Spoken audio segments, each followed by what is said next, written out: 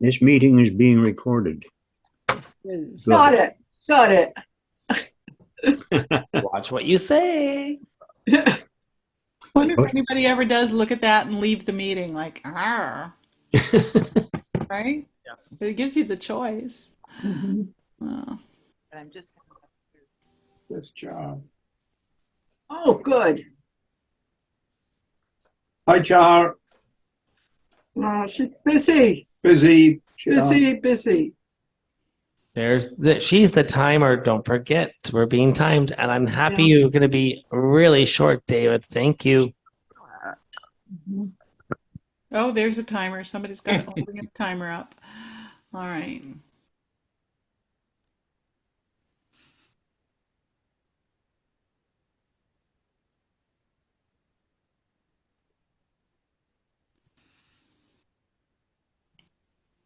Hey, Derek. Where's Derek? Oh, there he is. That's so great. David put his camera in front of him. Ah, Well, I could put it on the top No, of the no, that's screen. okay because we'll change it. We did once. Oh,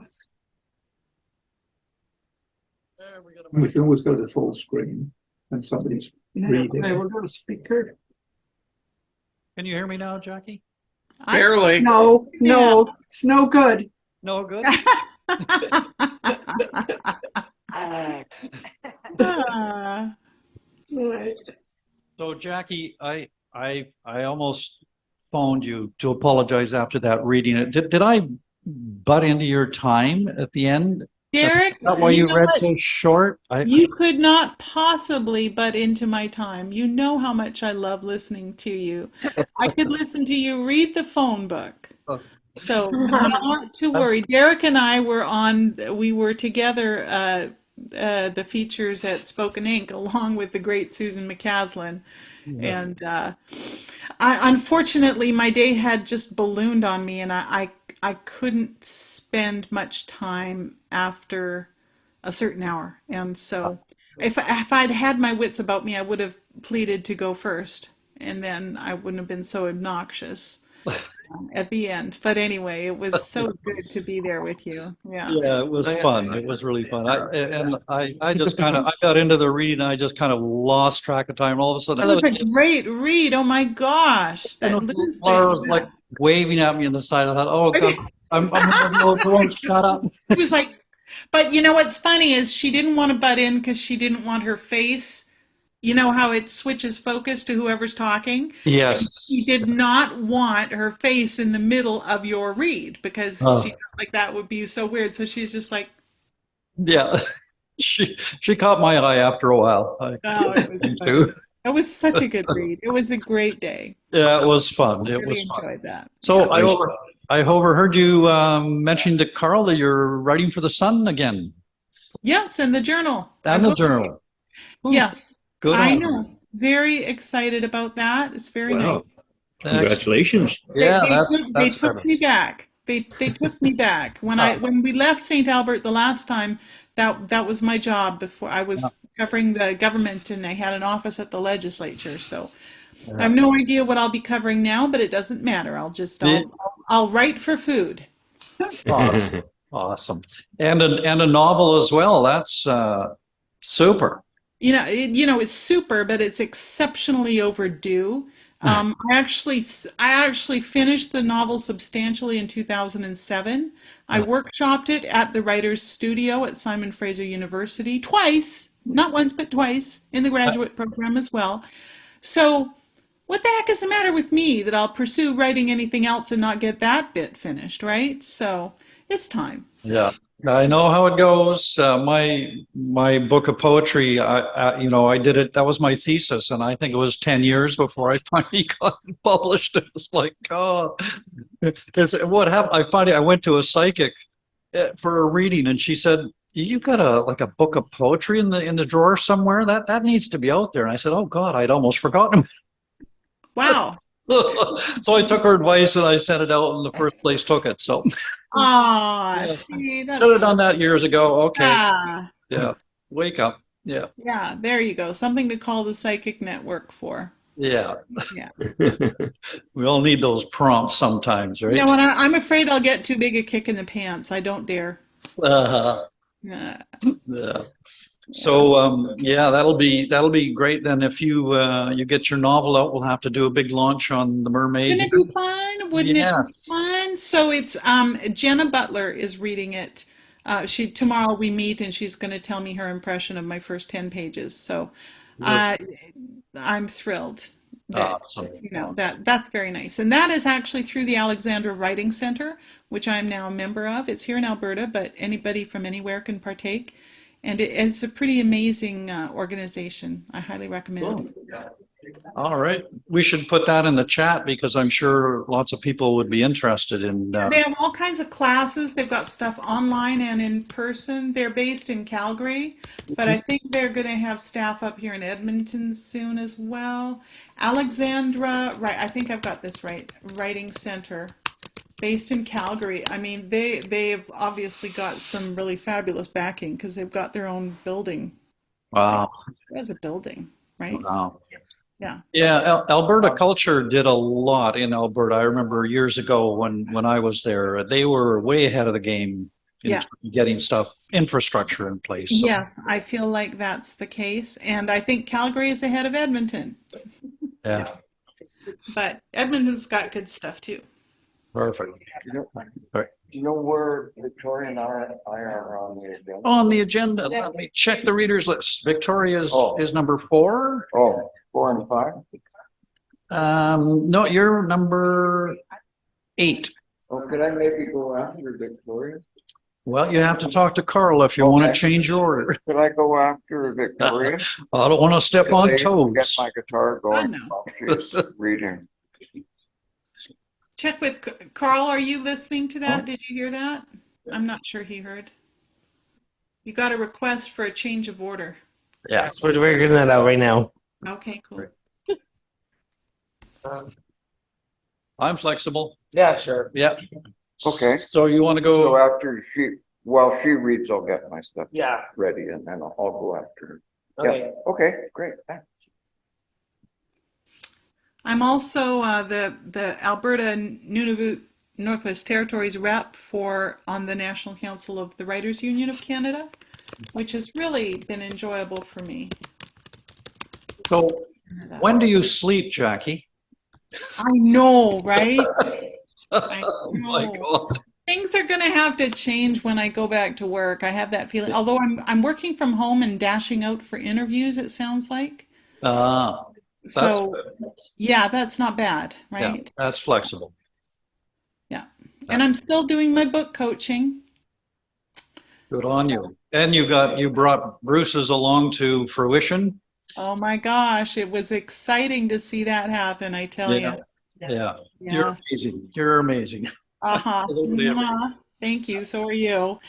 Yeah, no, that was pretty darn thrilling, and to get him an actual publisher was wonderful. I really have enjoyed this relationship with Endless Sky Books. Yeah. Little supply chain problem right now with the books, but that happens a lot Yeah. post-pandemic. Yeah. I'm not Used to gonna- it. All right, I got to talk to Karl here for a second. Yeah, I'm gonna.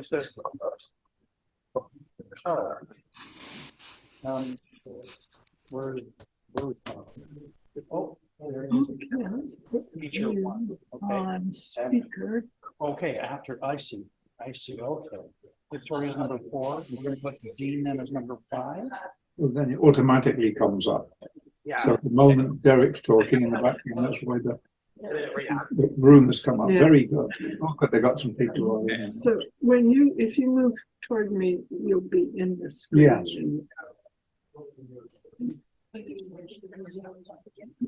No, I'll go on. I don't know. You don't have to do that. No. But then I move the camera over here to get the oh yeah, first. More comfortable soon. Just give us a minute. Yeah, no worries. Okay, I think we're getting close to Okay, time. give me a minute. Yeah. No rush. Okay, I'm gonna mute us. Uh, Mute. I got Kyle.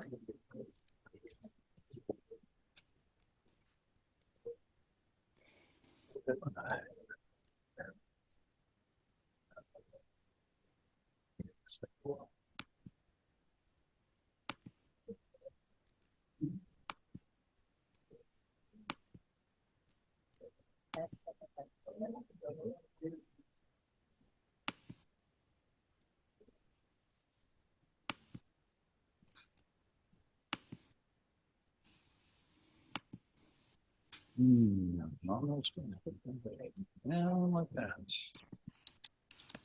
It's even better. Every now and then, stuff.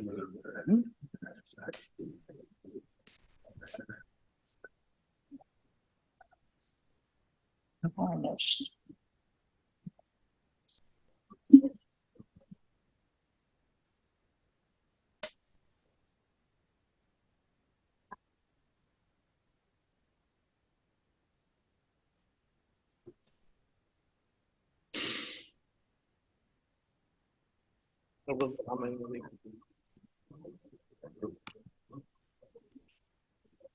Do.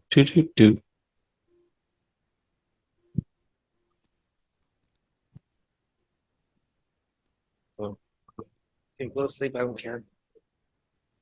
Go to sleep. I don't care.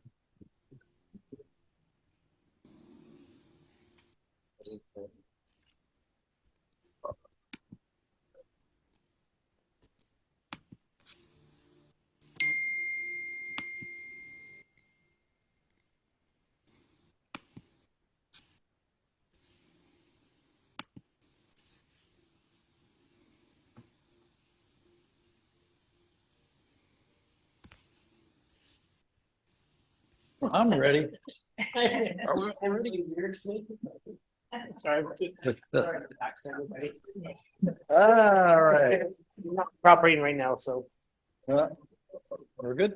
okay. I can't remember what I say. Derek Hanebury has been take it away, Derek. Sorry. Thanks, Karl.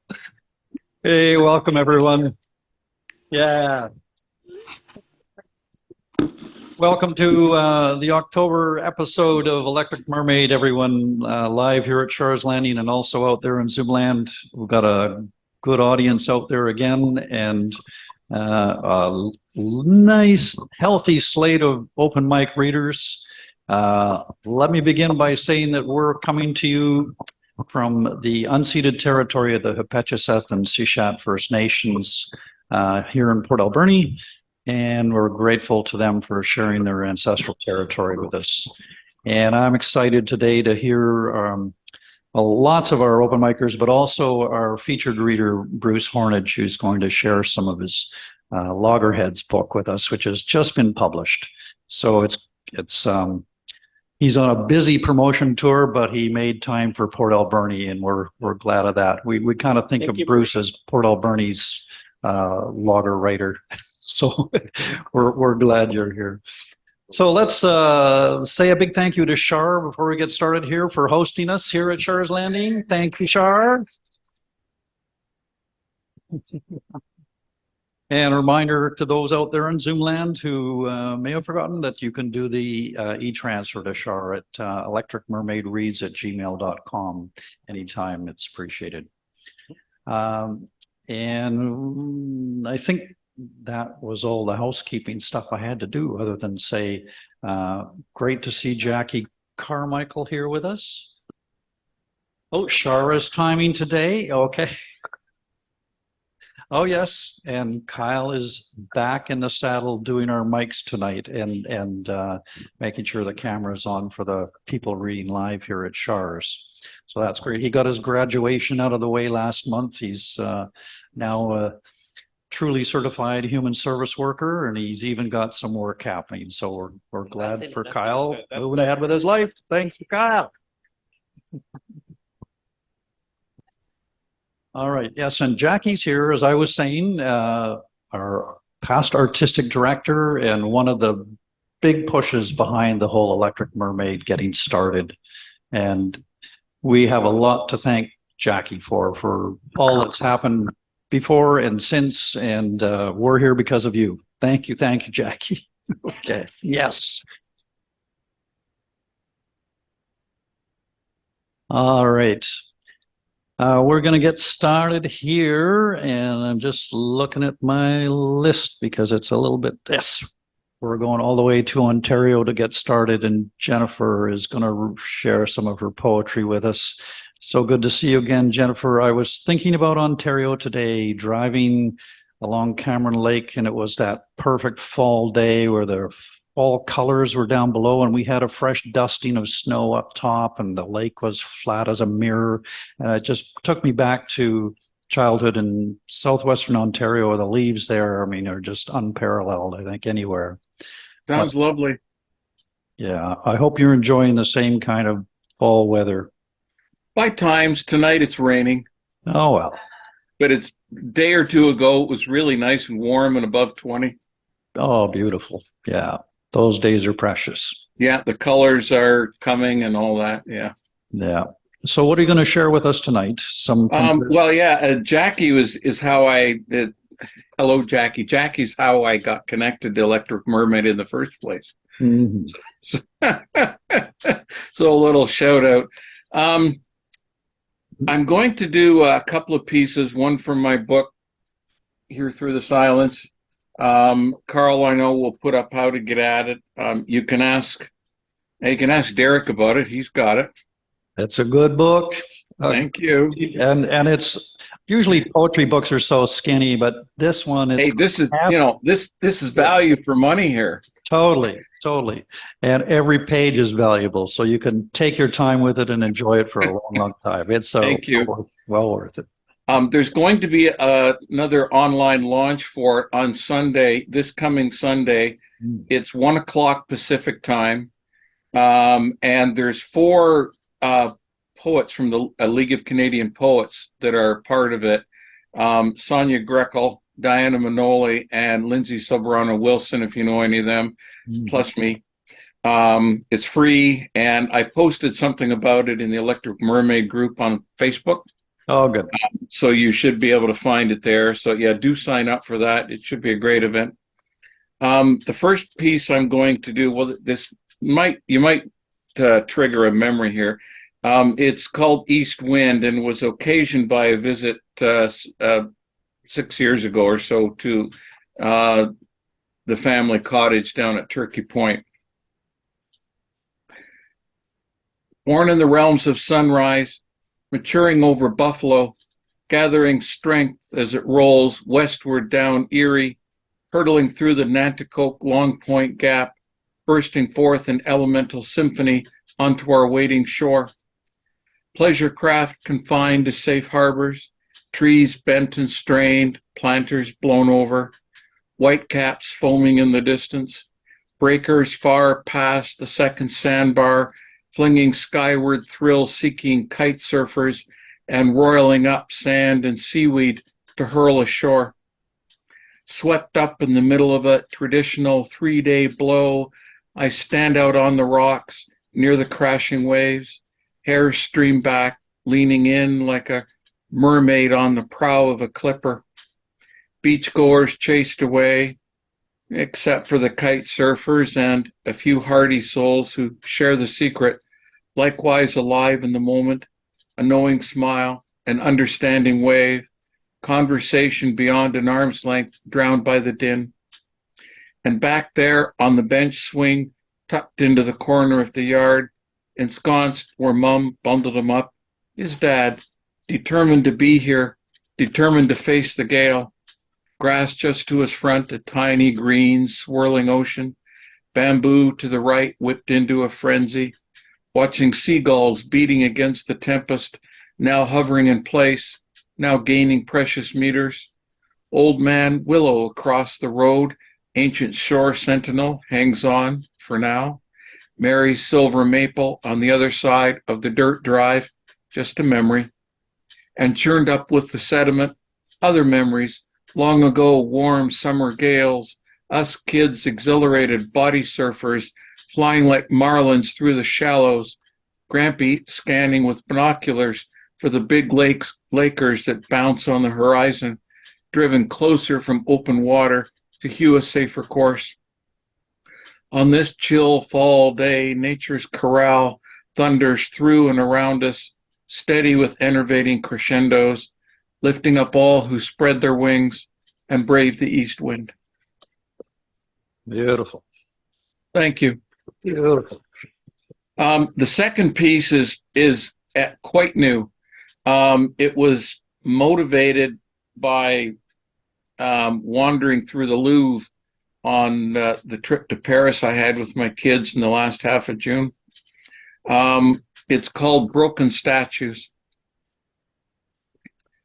Circling hawk rides on thermals, casts a piercing glance down and screeches dominance over human efforts below, calling to ancient cousins, raptorial Cassandras who cried of rises and falls above then proud temples and palaces, not yet reduced to Ozymandian wrecks, vainly trumpeting vanished might and power and mutely wailing laments for once dazzling adornments ravished and broken, torsos bereft of a head, arms and legs with nothing to carry, lovers shorn of embracing limbs, staring visages empty of support or context.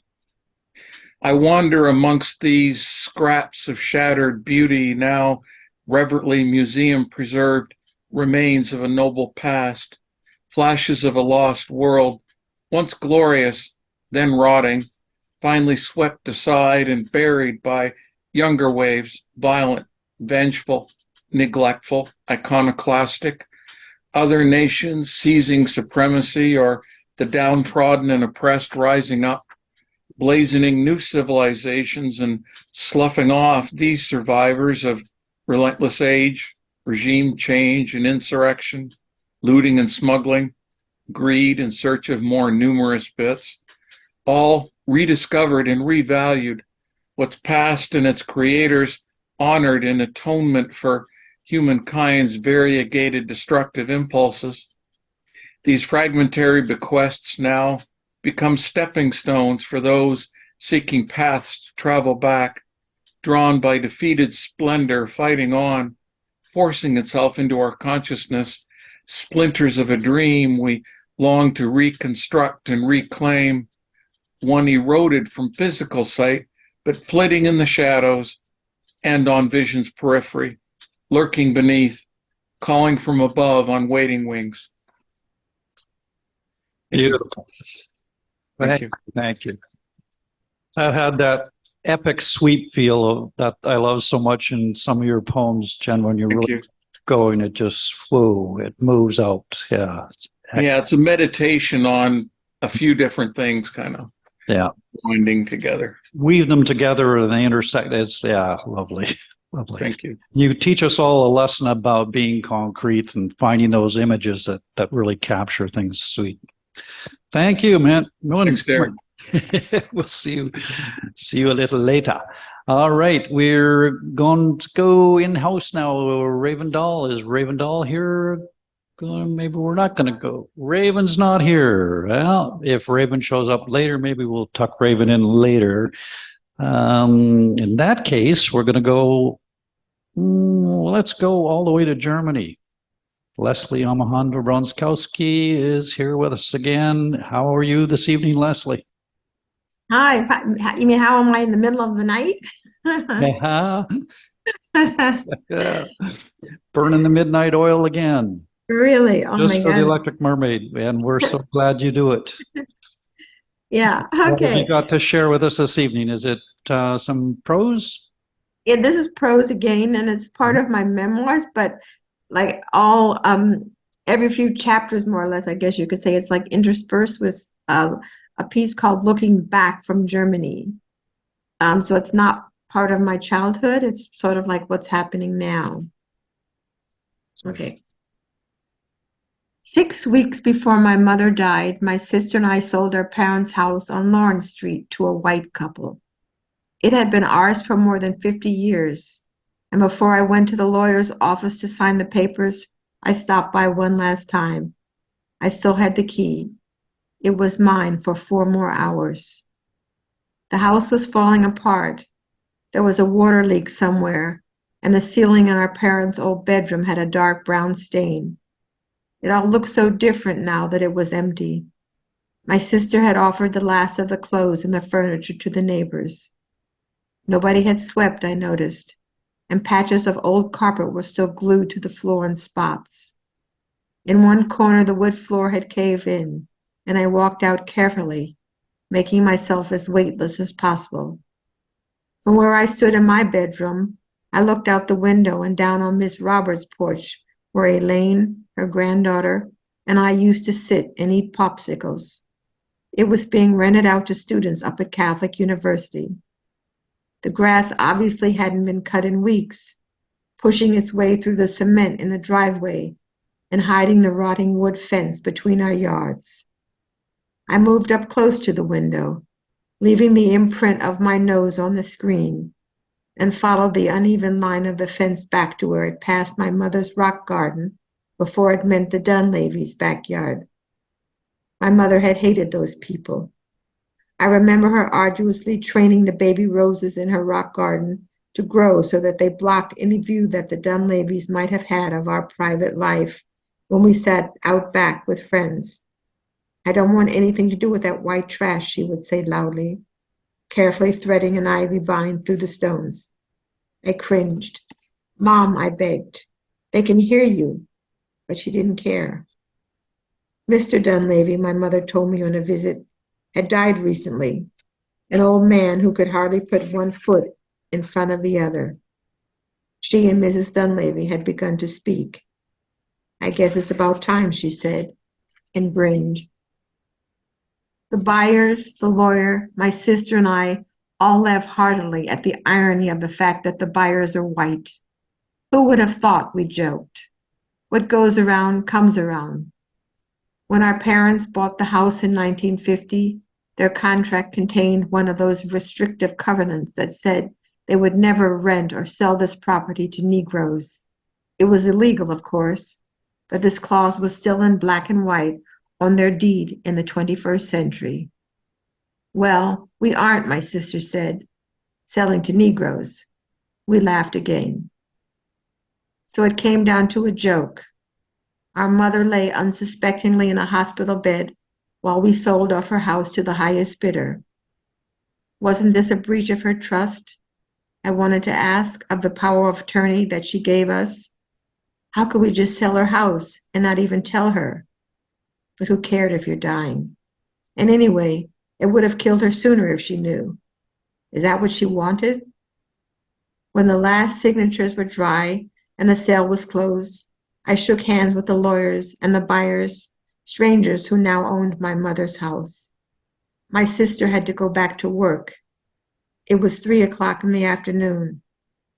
Blinded by tears, I walked to the subway station, wishing I was back in Germany.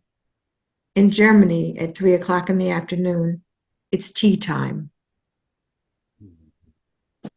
So, Awesome. Thank you, Lesli, for sharing that. Yeah, thank you. covenants like that, unbelievable. That that could be written into the law or to the legal documents to a property. It's just mind blowing. Yeah, but good that we keep that being brought back to mind again and again. That hey, it wasn't that long ago. No. Yeah, no. And we still have a long ways to go. Absolutely. Yeah. All right. Thank you. Well, we'll enjoy you sticking around if you're able to stay awake and be with us. I'm going to stay awake. Awesome. We're always glad to have you there. Thank you, Lesli. Okay. Thank you. Okay. All right. We're going to go to our featured reader here live in Port Alberni now. Bruce Hornidge is going to come and read to us from his new book, Loggerheads.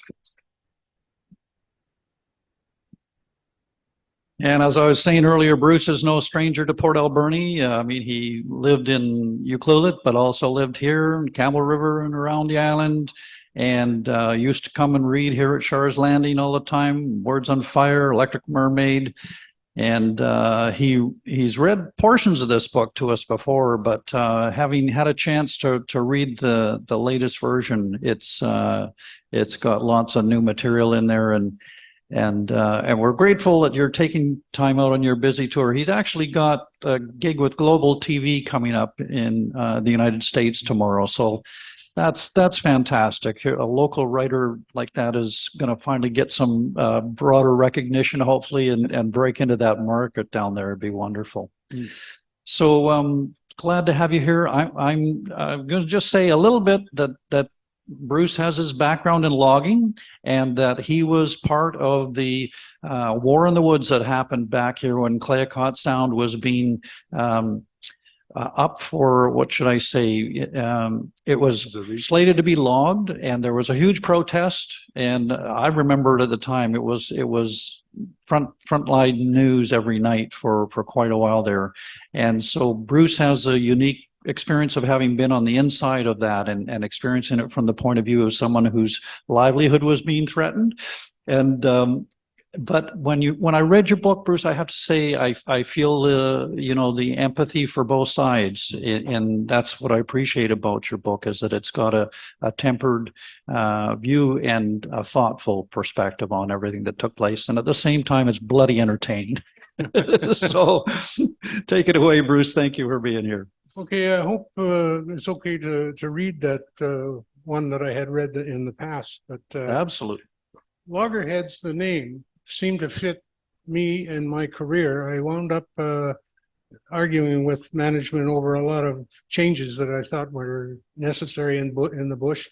And anyway, that's the name fit perfectly, and I'm thankful to Jackie for proposing that. Can I just check with everybody out in Zoom that the volume is okay out there? Can I get a thumb? Yeah. Herb says no. Others say thumbs up. Okay, maybe a little closer to the mic. Okay. Yeah. Okay, we'll do that. All right. This chapter is called Under the Giant Golf Ball. It used to be called the Red-tailed Hawk. One day back before the war in the woods, when Minnie and I had 3 fledglings still at home, I gazed upon down from my mountain perch at the charming harbor town of Ucluelet, where we lived. It was a perfect day for a forest worker. The midsummer air was fresh, and there was no need for rain gear, which hindered movement. A bulwark of land and a net of small islands called the Broken Group protected the harbor and working of the fishing village from the Pacific, protected it from the Pacific Ocean. A coastal ribbon of sandy beaches and rocky coves stretched away to the neighboring harbor of Tofino. Lone Cone, rumored to have been a dormant volcano, but it's not, and the long top of Catface Mountain with a perked ear at each end, dominated the backdrop of that town. Ocean freighters and tankers were just visible in the morning mist. Off to my left was a white sphere of a shipping control radar station atop Mount Ozark, like some giant misplaced golf ball on an earthen mound. It waits for a Titan to swing a tremendous tee-off blast, either a hook to Hawaii or a slice to Alaska, or a towering smack for a 12-hour flight over to Japan. But if he swung the club too low, then a cubic mile of dirt and rock would buckshot the peaceful scene below. A foreman's truck wound its dusty way along the mountain logging road to a yarder mounted on a Second World War tank. Its 30-meter steel spar had just been raised vertically by the logging crew. 6 thick cables tethered it steadily to the ground. The tank's big engine would pull the logs to the roadside for loading onto huge trucks for transport. The 2 working cables stretched for 300 meters across the freshly belled trees. Sections of the hillside were covered with a nicely laid out timber, orderly and cut into logs. Other areas looked as if a game of pickup sticks had been splayed onto the hillside a wood butcher's job. Danny emerged from the dust to chat with his 7-man crew. They were happy a bunch, and Danny was not the type of boss to bark at his men when there was work to be done. His words relayed approval for the yarding preparations as he scanned the hillside to where I sat. Phil and I had been sent to fell the remaining trees in this harvest site. The timber was relatively short and small in the stump, though above Phil's work area, I could see a patch of huge butted cedar trees. He always had trouble with the bigger ones. They don't come down that easy. Maybe in a couple of weeks, I would overlap Phil's patch and take some of the uglier trees down. Experience is the harshest teacher in this profession, especially, and the trees themselves are difficult. British Columbia forests reap its score of tree fallers and buckers each year. It was a constant battle to suppress laziness or the urge to take shortcuts in this trade. You cannot just slap an undercut in the column and slice through the back cut fibers until it overbalances the column and swings like a door, slamming it shut to the ground. You have to lovingly cut a smile into that tree trunk and expertly sever its back so the undercut wood acts like a hinge that leads the tree to fall in a planned direction onto a chosen bed on that ground. An escape path needs to be carved through the underbrush, a path free of debris that might confound a logger's footing, and thrown to the ground to watch death strike from broken limbs, treetops, or ground-disturbed fragments. Tree size really doesn't matter. You're just as dead no matter what the size of the hit is. The previous year, another faller had felled the timber patch below me, and I was in the one felled the timber patch below the one I was now working. He had spoken of being buzzed by a red-tailed hawk. The nest for that year was in a large cedar tree on the falling boundary line that could be left standing. That faller had no need to face a challenge from the bird. I would keep a wary eye for the feathered hellion. After 2 weeks' work, I began to become aware of a soaring brown bird. It would perch in the treetop until I came near to cut the tree down, and then he would fly off. One day, the hawk refused to move. It just sat there and in the stunted hemlock and gawking at me, staring, mesmerizing, daring me, angry. I was threatening its world. Shooing brought no response. Tapping on the tree trunk, checking for rot, sparked no movement. The hemlock was hollow, rotten from the inside out. It was a shell of wood, like a pipe. I saw idle, waiting to cut the 50-centimeter trunk. It might take a minute to fall it. I knew when it hit the ground, it would explode into slabs downhill. The hawk leapt into the air and with wings flapping, began a sweeping arc with its beak open and claws extended for the attack. No, you must know that I'm trying to save you now and not hurt you. There it was, talking to a bird. The hawk glared. The missing tree top guaranteed the tree's eventual death. The dead tree was a hazard for the yarding crew to work around, and I had the responsibility to remove that danger. The hawk didn't care about that. Okay, I'll cut the other trees down until you do move. I was making a mental note to myself, stop talking to birds. But the next day I could see why the hawk had a defending the tree top. It held a lovely fashioned nest, as simple and as splendid as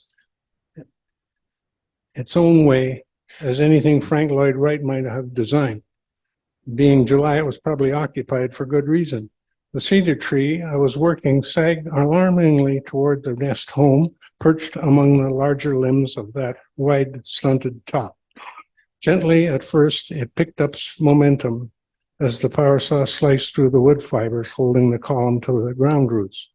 The carefully cuts were steering the cedar away on my planned course for its fall, but suddenly a limb of the cedar tree clutched at the critical main limb of the nest in the hemlock.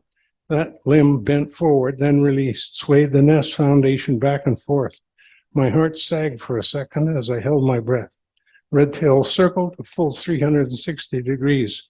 Wing feathers splayed gracefully against the air before settling back on the edge of the nest, nervously opening and then closing its fierce, sharp mouth. One downy little head and another popped up. Scientifically called AS, the baby hawks bubbled in feeble competition for fresh meat from the parents' claws. I sat down to let the new concern for the damn bird and its young settle, and to think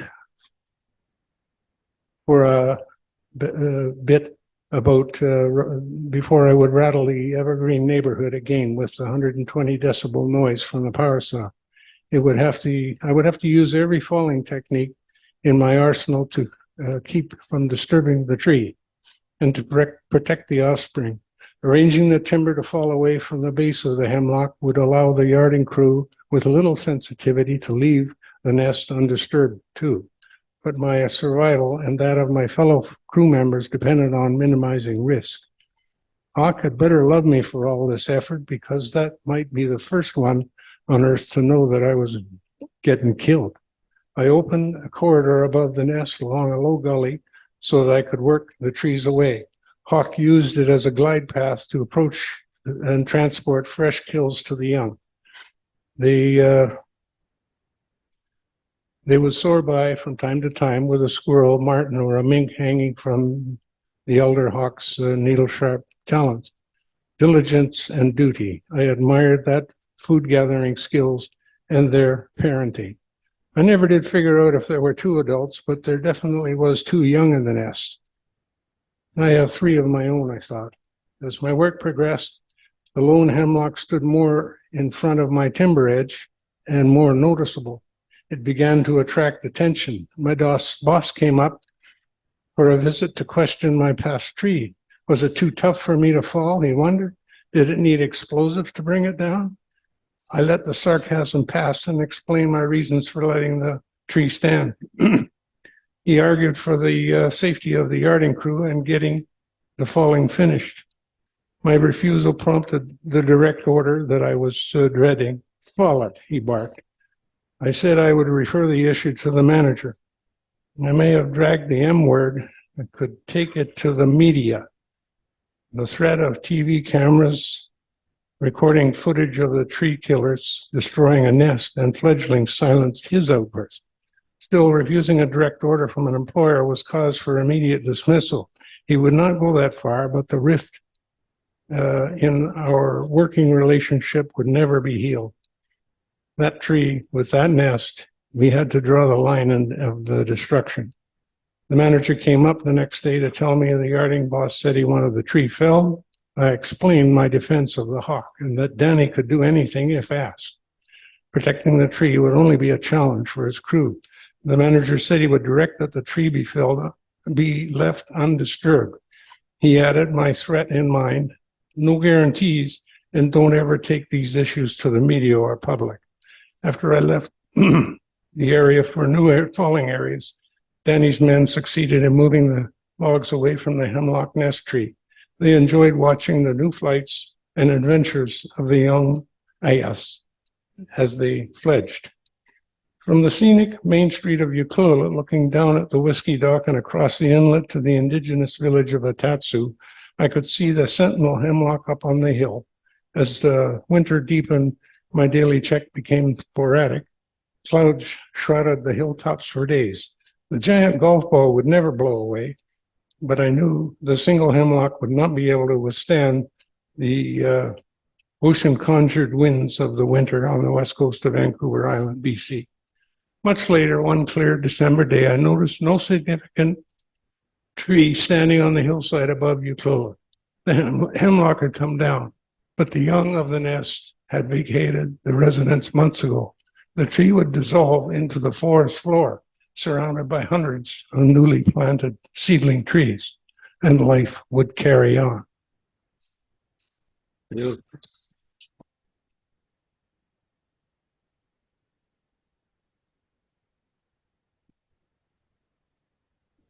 Beautiful story. Thank you, Bruce. That was moving. And are you going to read a little bit more, or did you? I think we're probably okay for another short piece. Sure. 5 more minutes, yeah, and then we'll do a little Q&A after that. So Okay. As long as I don't. yeah. Do you want some water? If I could, please. Yeah. Yeah. This one I call Logger Shame. Anyway, you'll get the end of it a bit. Monday, August the 9th, in 1993, Clackett Sound near Tofino, British Columbia. It was a mass arrest day of 300 protesters in the Clackett blockade. McMill and Bodale informed us in the road of the roadblock in the marshalling yard that morning. They told us how the day would proceed. Well, they knew they couldn't stop us from doing anything different. The company recommended we keep out of the way. The approach road to the bridge blockade was a parking lot of vehicles. We watched the police remove the protesters. Some arrestees went limp in the arms of their captors as they were physically carried off to the paddy wagons. There were signs, there were ovations, there were speeches, there were epithets, and they called us tree killers. As you speak for the trees, like the Lorax from you speak for the trees as the Lorax from Dr. Seuss. Well, I do too. Think time is standing still around those trees. That's still because you're going to displace 150 families and finish 150 guys working in the bush. Would you rather live in a house made of plastic or a house made of wood? Or do you prefer bamboo? Where is that going to grow? Excuse me. There's some water there. Yeah.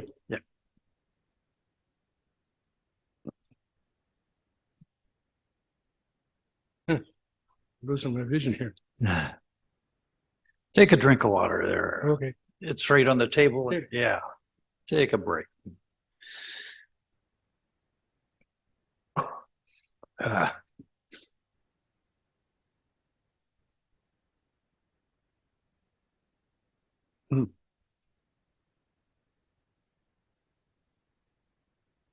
I couldn't bear to stay and watch the show that was going on, and I went back to the bus for a coffee.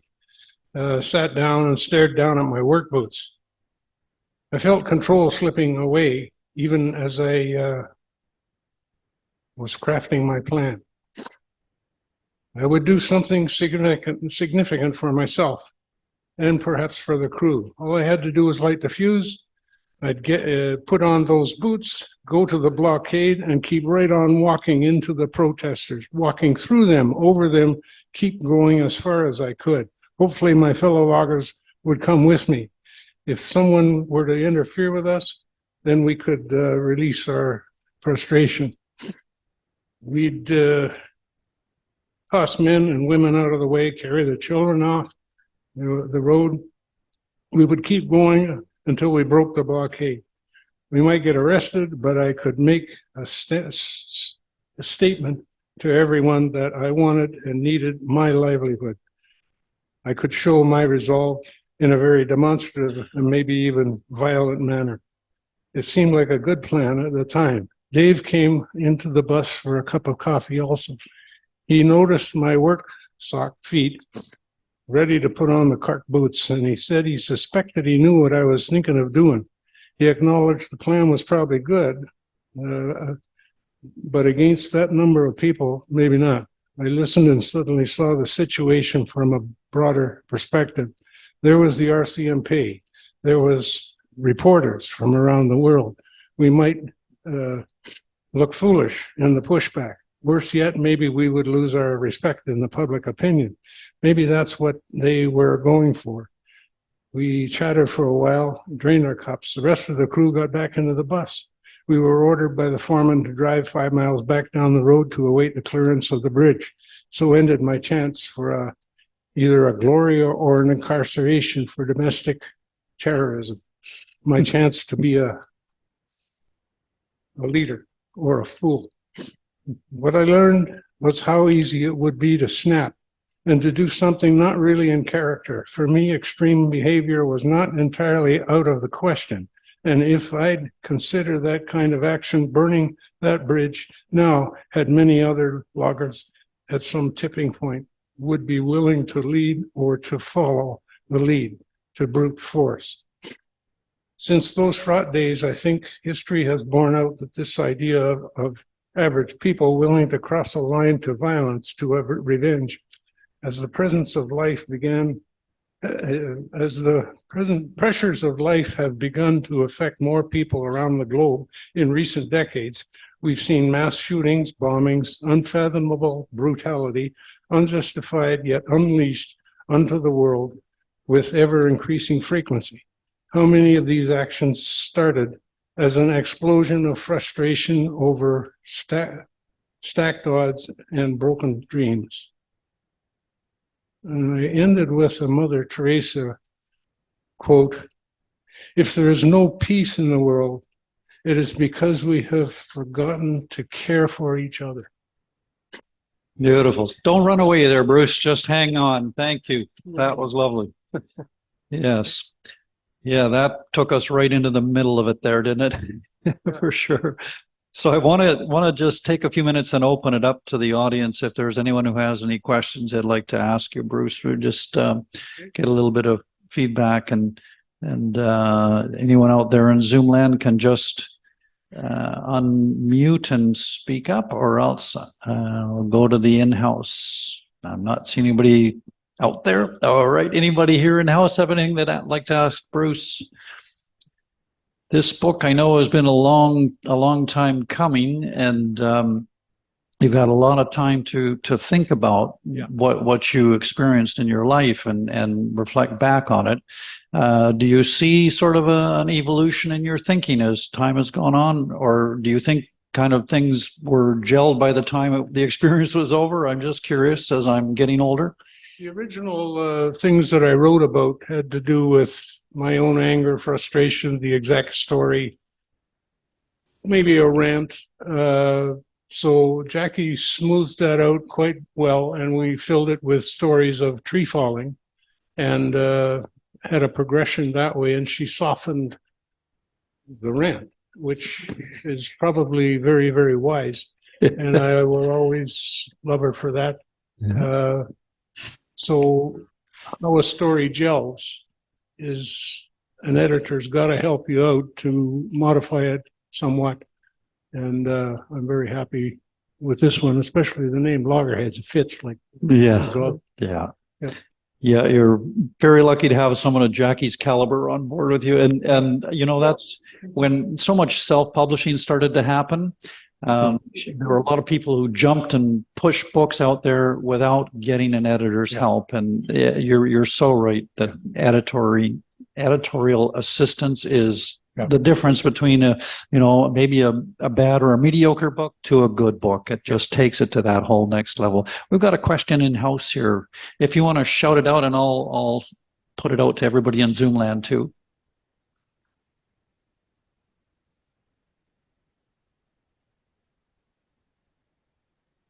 So Judith has asked Bruce to elaborate on what he meant by the term domestic terrorist in that passage. Yeah, I mean, domestic right from the start is homegrown in-house for your own reasons. Hopefully not acquiring foreign interests as being part of your terrorist idea.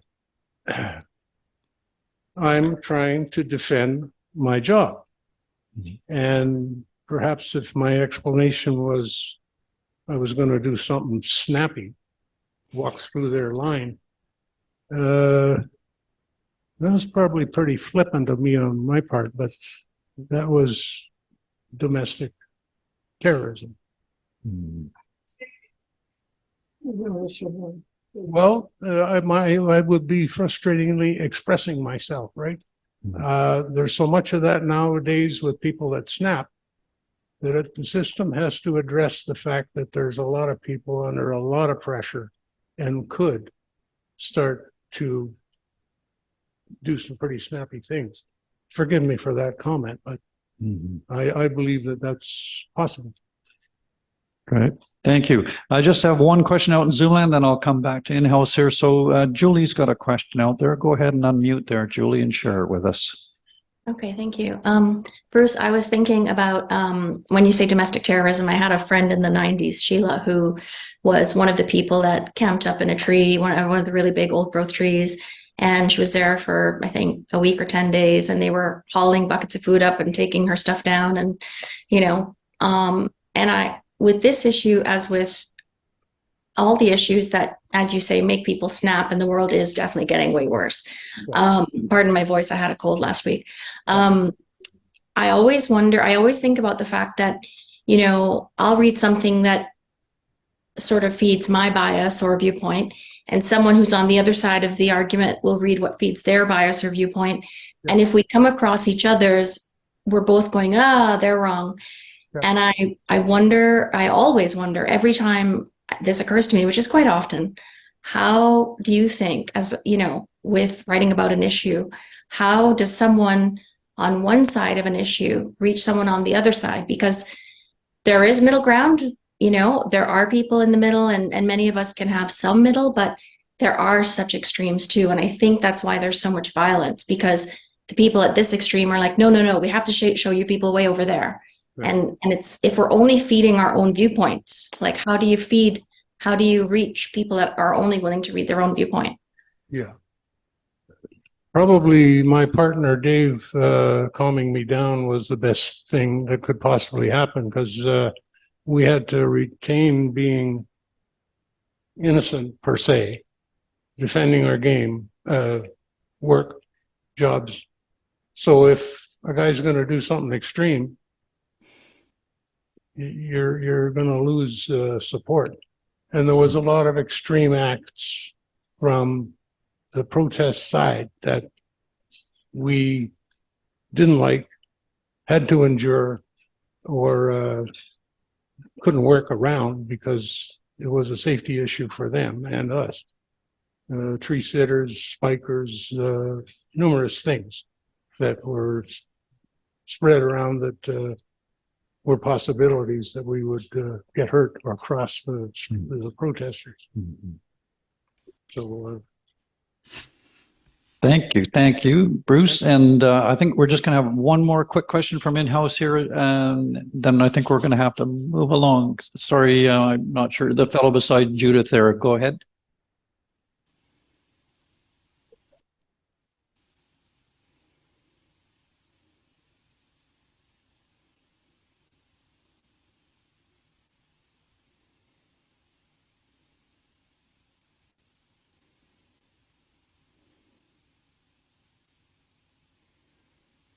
Sir, I couldn't hear all of that question, but Bruce, maybe you heard it better than I did. You can yeah, come up and ask it, Ian. Make sure we're all hearing the same thing here. Yeah. Oops. Sorry, I'm just a little bit quiet, I guess. So what I was saying is that you know, there's a lot of civil unrest right now with logging and forestry and all that, and they're calling it, you know, in the media, the next war in the woods. And I'm just wondering if you could react to that comparison. What do you think about that? Do you think it's deserved? yeah, I'm assuming you're referring to Furry Creek or whatever might spring up. For example, yes. Yeah. I have to, you know, retain my feelings towards what happened to me in Clayoquot Sound and the efforts that were done there. You're going to make me make a political statement here. You know, you get off on a rant because, like I say, we're trying to keep our jobs. You know, the one story about the hawk, the tree came down and it's hundreds and hundreds of saplings growing up around it. And I planted some of them up there. The black hole is submerged in trees. The forests are growing up in front of, on the two mountains in front of Ucluelet. We said that was what was going to happen. it would take a rotation cycle to do that. I realize people want to keep a lot of old growth wood.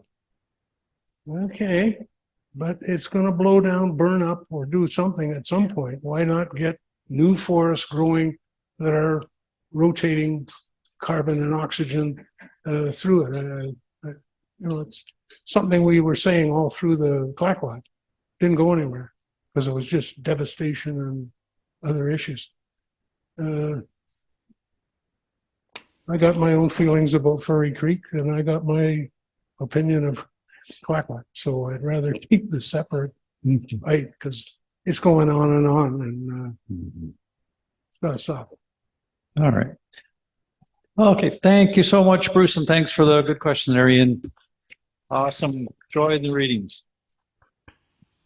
And yeah, some interesting territory we entered there, and certainly very relevant, not just in the logging industry, but so many areas of the world, right? How we bring disparate positions together and find common ground and compromise on both sides and move forward. And I think that's the big lesson the world is learning right now. And it's a tough one sometimes, as I think Bruce's book attests. So, all right. So we're going to move along, and we've got a couple of other in-house readers we're going to have here before we've got a 10-minute spotlight with Julie coming up. Looking forward to that, Julie. So first, Victoria Roscoe-Roumanis is going to read probably some poetry, maybe some prose, you never know. Come on up. Kyle, we'll get the mic for you. You can just relax. There we go. Yeah, is that right? Yeah. There we go. Hello. Hello. Good evening. How are you this evening? Very good, thank you, and good to be here again, as always. This is a very much look forward to evening. And right, so I've sort of done something different, but it's been something that was on my mind, and I actually sort of, I guess, fell upon some information, and this is what happened. Not the end. Decades of life lived, memories of achievement, people met, places visited. The memories stored, frequently recalled to enjoy or regret. In younger years, I believed life would be forever, believing because I did not want to accept an end. Now, in statistically my last decade, the mind looks at life differently, more treasured and rapidly fleeting. Beginnings are now limited, yet there is still so much to do. Not enough time or energy left to accomplish all of my dreams. Less opportunity to meet a loving partner to spend my days with. Memories and happenings mean so much to the individual, yet have little or no interest to others, be they family or friends. How could anyone feel the pleasure and uplifting of the spirit or the devastating grief and loss that another has experienced? Others cannot know the people and relationships we have shared. Some who have already said goodbye to life will be remembered until we too pass away. While others still living share with you, remember they too will pass on, and recollections of you will disappear with them. Only the memory of a few unique individuals will live on for centuries, even if their lives were not always desirable. A soul that quietly contributes, cares, and loves is not an icon. Everyone contributes to life in the same way as the ecosystem contributes to life. We will die. As we decompose, carbon dioxide gas distributes our atoms into the atmosphere. We can be breathed in by plants and all living things. We are made up of atoms that were once in the bodies of other living things. Our bodies will be eaten by the living life and will become a part of them. Through the biochemical cycle, we are not only connected to the past, present, and the future, we are connected to everything else around the planet. The atoms that make up our bodies have traces of people, animals, and plants that have been long dead. This means that we have minuscule atoms of others who have lived. We are the means of the survival of their atoms. The thought of our minuscule atoms drifting around freely and continuing to be a part of life is somewhat appealing. We won't come back as ourselves, but parts of us will live on and be recycled over and over. We as individuals will be forgotten, but we are and still will be life. Parts of us may be made up of atoms from cougar, bear, or deer. I'm not so sure I am enamored by the thought that there might be some undesirable humans in my makeup. Perhaps it is a good thing we don't know whose atoms they are. The future looks more promising, knowing our decomposed bodies will find forever life. Perhaps part of me will glide around a blue sky within an eagle. Our spirit is a different subject, and although its destiny is unknown, I believe my spirit will also commence a new journey. Happy travels through the cycle of life.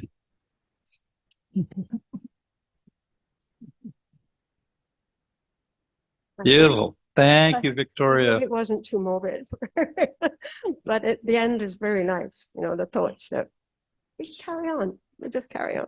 We carry on. Absolutely. Thank you. Thank you. All right. We've got another in-house reader before we get to Julie there. Dean Lamont is going to share some, it looks like some music with us this evening. He's got this guitar. People may remember the Landlord Blues that he sang a little while back. Can I get a bit closer to them? Yep, great. That's perfect. Thanks. All right, Dean, it's all yours. Hi there, y'all. My name is Hank, and I've got a hurting song for you. For all you people who've been involved in dysfunctional relationships, this one's for you. It's called Drawn Like a Moth to Your Flame. I sang it last time, but I've added a bit to it. Okay, all right. So here we go. Well, I'm drawn like a moth to your flame, and I swore I'd never come back here again. Ah, but here I am, poor fool, back in your arms again. Yes, I'm drawn like a moth to your flame. Oh, I know that I should go and find somebody new, and I know that you'll only make me blue. Ah, 'cause the ending's always the same. To you, it's only a game, but I'm drawn like a moth to your flame. Well, I've tried and I've tried to keep you satisfied, but you think that I'm not good enough for you. Oh, I hope someday you'll see, when you're standing all alone, that maybe you weren't good enough for me. 'Cause I'm drawn like a moth to your flame, and I swore I'd never come back here again. Ah, but here I am, poor fool, back in your arms again. Yes, I'm drawn like a moth to your flame. Oh, that I should go fly away and find a home somewhere.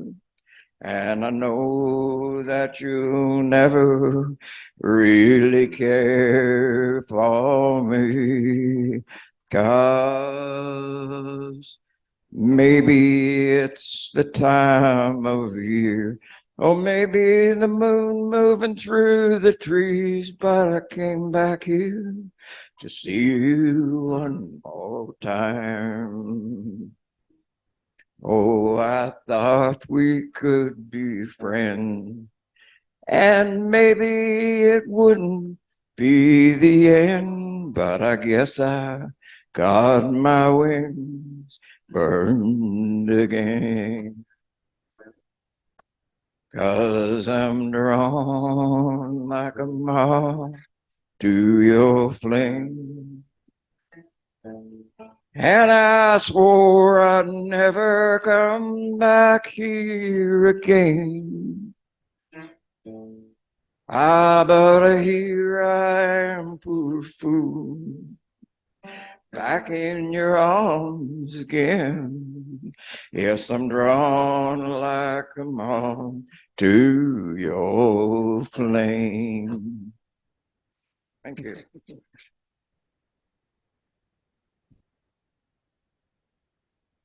Good added verse there, Dean. You make us hurt so good. It's all right. Thanks for that. Okay, we're going to go for our spotlight reader now to Montreal, Quebec, Canada, and Julie Mahfood is there. Where did she go? Dancing around. There she is. Hello, Julie. How are you this evening? Good. How are you, Karl? Sorry, not Karl. Sorry, Derek. Hi, everybody. Hi, and what are you going to share with us this evening? Well, it's a bunch of things because I write mostly poetry, but I'm reading an excerpt from my novel. It's a novel told in 3 parts about a guy who had a rough childhood and then learns to relate to people only in certain ways, very limited ways. This is a part of his childhood. And then I was going to read a few poems as well because my stuff tends to be pretty short. So yeah. Take it away. Okay. It's all yours. All right. Thanks. Okay. So the title of my novel, unpublished, is 3 Hours from Golden. His mother is pregnant. As she's gotten bigger, she's also gotten more tired. She spends more time at home now, leaving only to meet Eddie, who's almost 6 and going to kindergarten, at the bus stop at the end of the day. He knows she does this merely because it's what the other mothers do. She complains each time they walk home. Today, when the bus pulls up to the stop, Eddie can see her standing apart from the other mothers. She rubs her big stomach and looks down at it, her mouth moving the whole time. She doesn't look up, even when he's standing beside her. She's singing to the baby in her tummy. When the song ends, she walks towards the house, so Eddie follows. This one's going to be mine. His mother looks up at the sky. Her black hair isn't in its customary ponytail. It's freshly washed, hangs loose. The sun catches it, and Eddie thinks she's beautiful. I'm yours too. There's a stinging in his eyes. Sure, you were in my tummy, but you were an accident. I wasn't ready. His mother looks down the road as if talking to the space in front of them. Eddie wonders how he could be an accident. Wonders if his parents were in a car crash when he was born. Maybe this is why they hate him so much. His stomach hurts. Is it a boy or a girl, Mommy? Jesus, why do you keep asking me that? She looks at him. Didn't you understand last time I told you I don't know? I don't have X-ray eyes, you know. Eddie considers this. He thinks this would be neat, to have X-ray eyes and to be able to see his baby brother or sister inside his mom's tummy, to wave at him or her. If the baby had X-ray eyes too, maybe it would wave back. Eddie turns, waves at his mother's stomach and giggles. You're really light in the head, aren't you, moron? Eddie doesn't respond. He doesn't know what a moron is, but he imagines having a light head. He likes this idea too, like his head is a balloon under his brown hair, and it can float and take him up into the sky, where he'd bob along in the clouds and use his X-ray vision to look into all the houses below. He'd see other families, could find out if they were all like his, or if some children have parents who love them, or at least like them.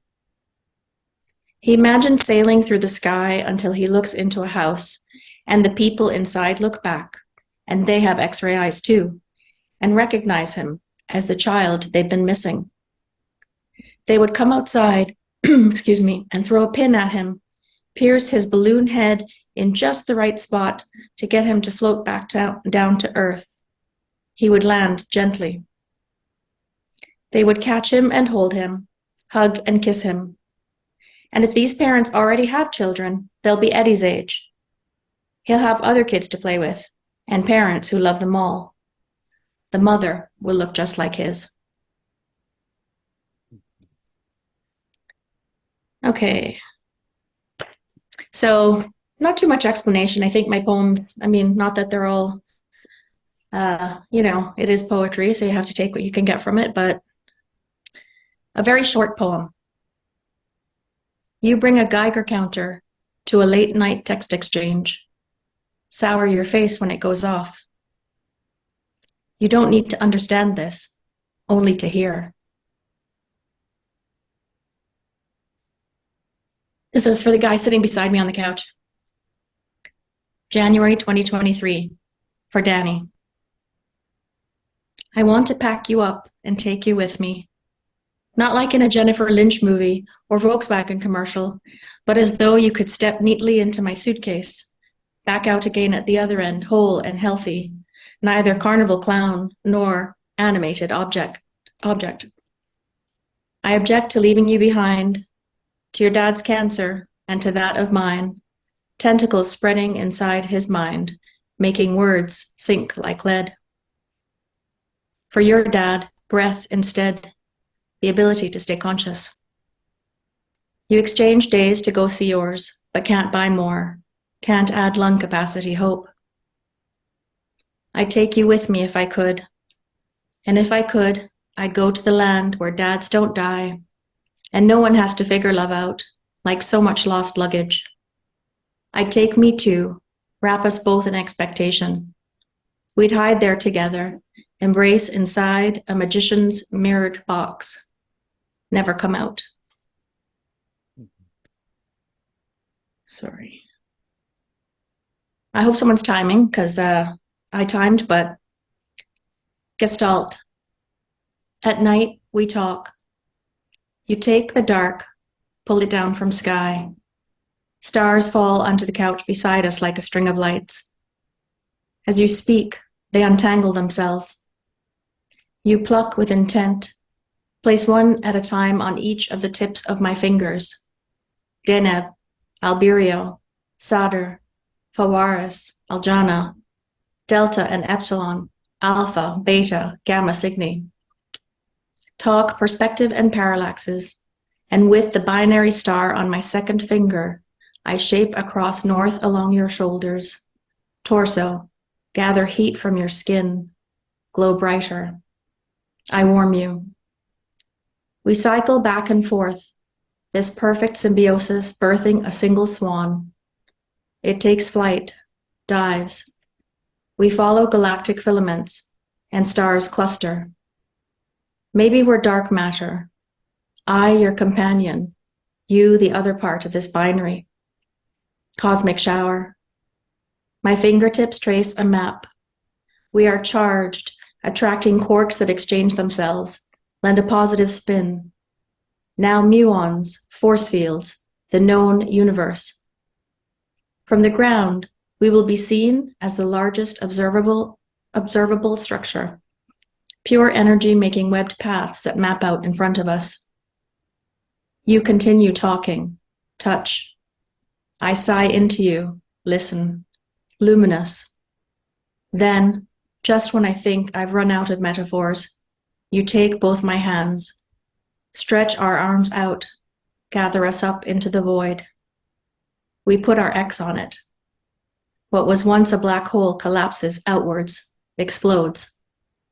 We are many balls of fire. We breathe, we shine. This is the other, oh, thank you. This is the other side of the same coin. Because anything that comes with beauty comes with difficulty. Entwined. I thought we got off scot-free, but when I look back, one of us turned to a pillar of salt. Copper sulfate, maybe, or potassium permanganate. The pillar stretched toward the sky. We were climbing towards, became a vine. Like some storied giant, I tumbled a great distance. When your arms reach out to catch me, I turn into a fish so I won't hit the water, slap. But the pull is strong and I get carried away. I was swept up by you, became debris, a pile of small dust. Salt, maybe. Sometimes, when we reach for the stars, what comes back is night.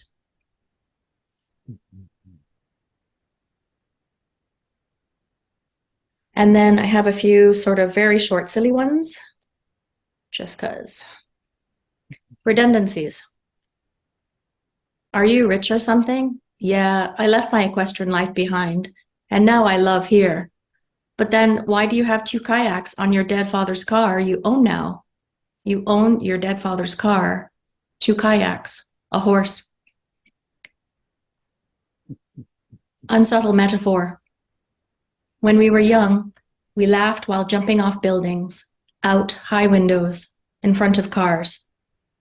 Our thoughts hadn't slowed with our bodies, so now we pretend it still matters where our feet land, as though the night's sky can be seen in the day, and the sun's rays are kindling for whatever is left. And the last one, random. I try to only cause trouble on Saturdays. Your feet smell like wine. The space between my legs is reserved for tables of 2. Each morning, I collect your lips and take them to task. Cougars are not a type of cat. Thanks.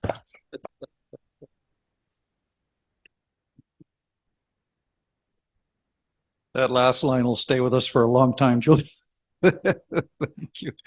That was very, very entertaining. And I enjoy the novel and young perspective you capture very well, and the depth of imagination that goes on in children's minds. So it's definitely whet my appetite to see what happens, the effect of that growing up in that lack of love and how it evolves over time. So great premise for a novel. Look forward to reading it one day. Thank you for sharing that with us, and your poetry as well. And you couldn't hear it here, but there was thunderous applause after a lot of what you read there going on in Char's Landing here. So thank you for joining us tonight, Julie. Hope you come back again. All right, we're going to go to Gibson's Landing now, and Atma Franz is going to read some more of her beautiful poetry for us. So looking forward to that. And I don't know whether Karl got her teed up for our feature eventually or not.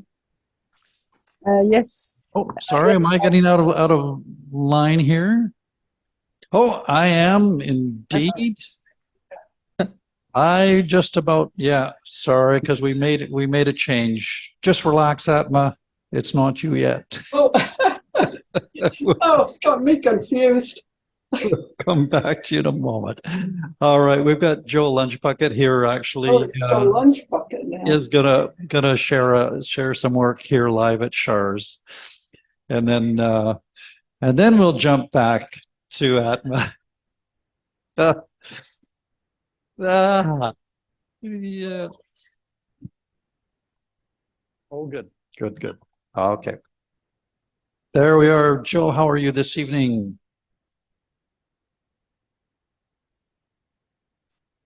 What happened to her, my God? he must have gone to the bathroom. I think you're close enough there. You're probably pretty good there, Bob. Just Okay.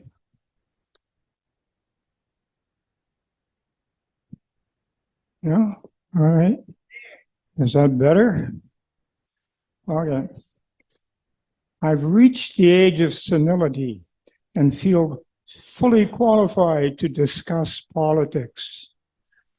But God-fearing apologists proclaim that atheists lack ethics. Right of might shifted to courts and judges, exacting a monetary fee. How much more cannon fodder and collateral damage will we see before we accept UN arbitration? Or is diminishing Russia and China US strategy? Is Russia's Ukraine invasion and Israeli attack on Gaza a war crime similarity? Could negotiation have spared many a casualty? Could UN be our disaster insurance policy and settle all disputes judicially? Or is war a necessity that profits arms industry and buoys the economy?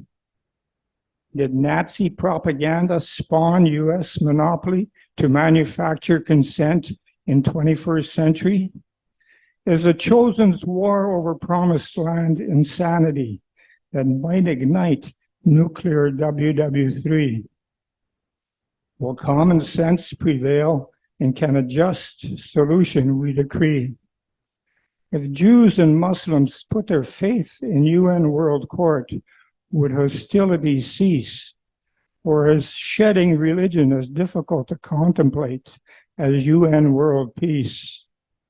Was dearly departed Christopher Hitchens our last atheist Pope right?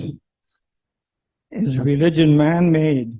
Did Putin reinstate it because he saw the light? With prices rising in every mall, is homeless urban sprawl our wailing wall? all right.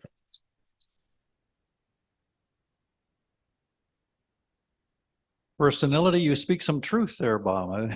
Very good. Thank you. All right, now we're going to go to Atma and oh, sorry.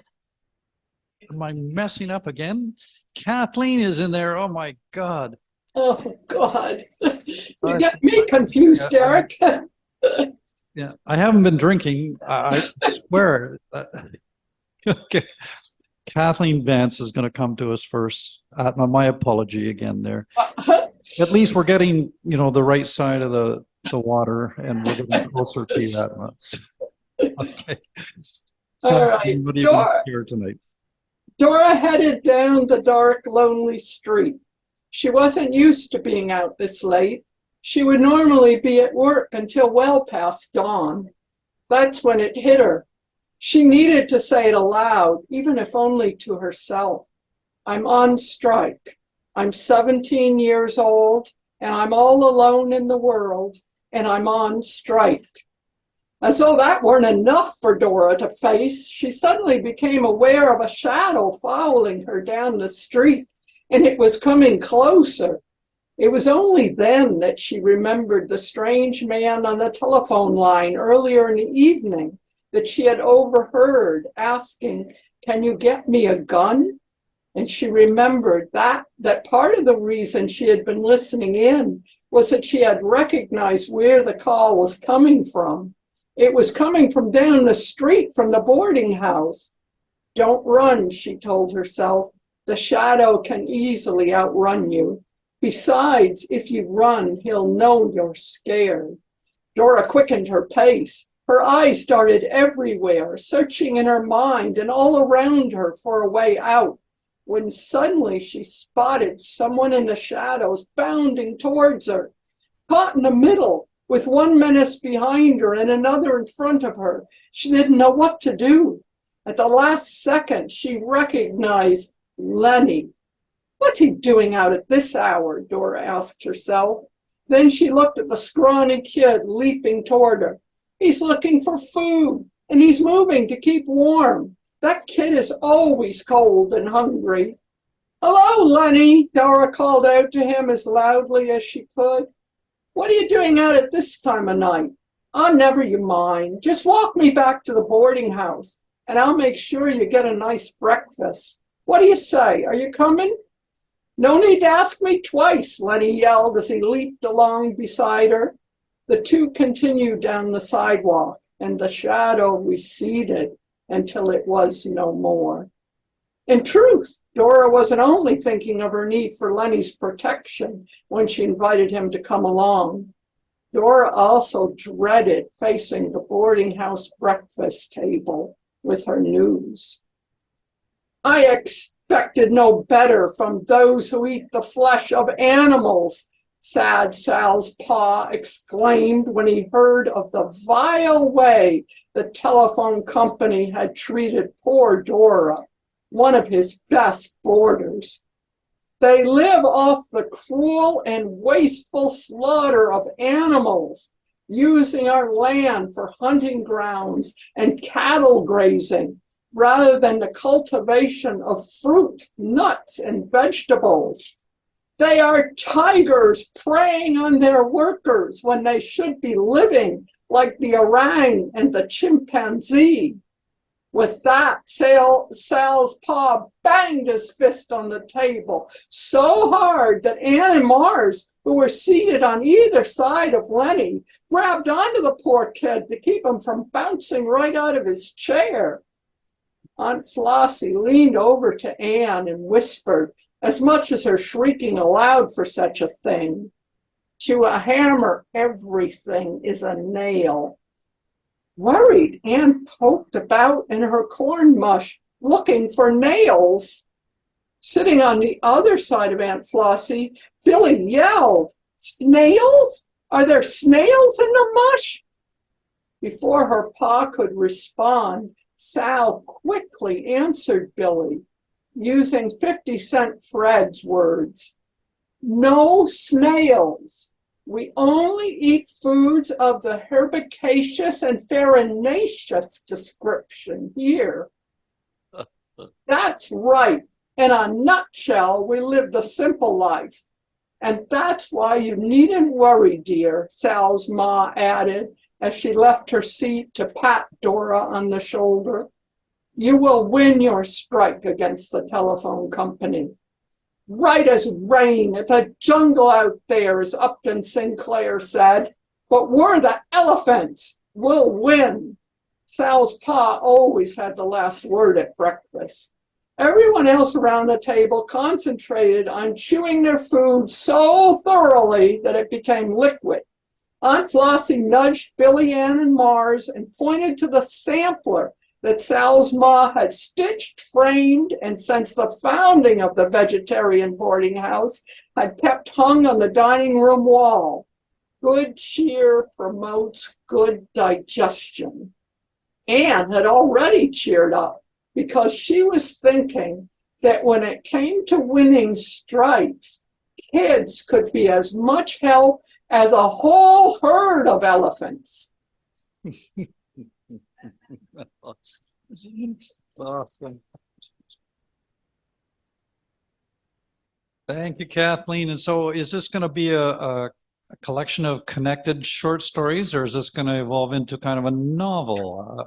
Yeah. I might as well write another book. Heck, what's the point? So it will all connect. I've got to.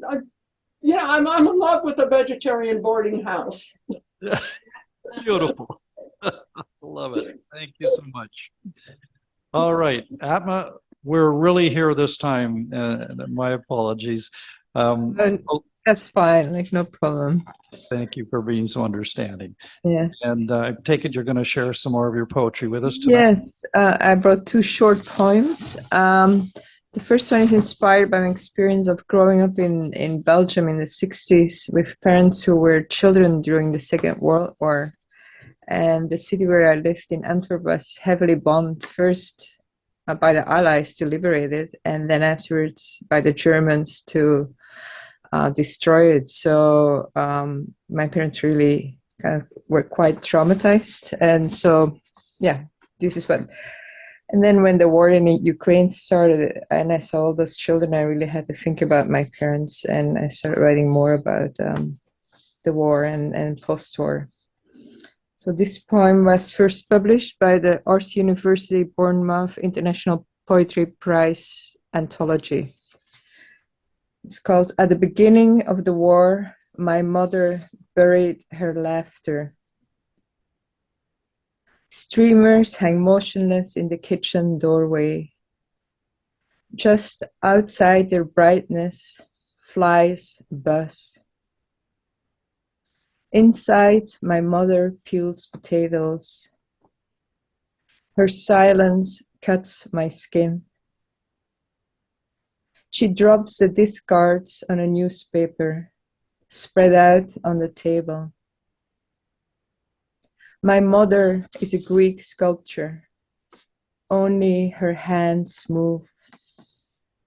She picks up another tuber, turns it around, says, "In the war, we didn't throw away anything." Her knife scrapes a sandy spot, a grating sound, like the scratching of squirrels in winter, paws searching the frozen earth.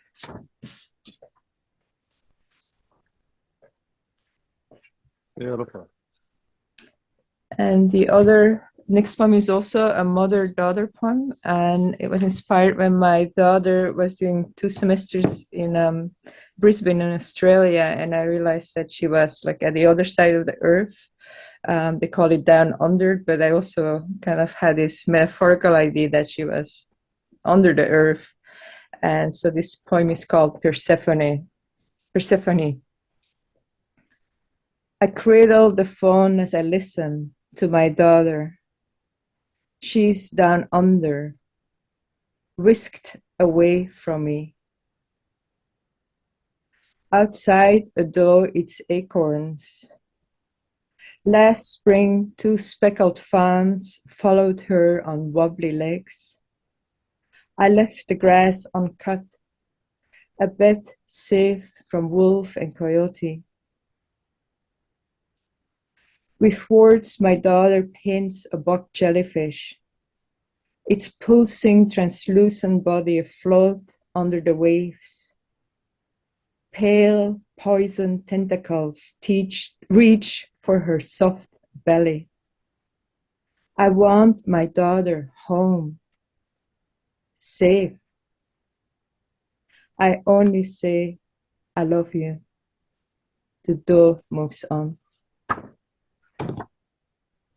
Thank you.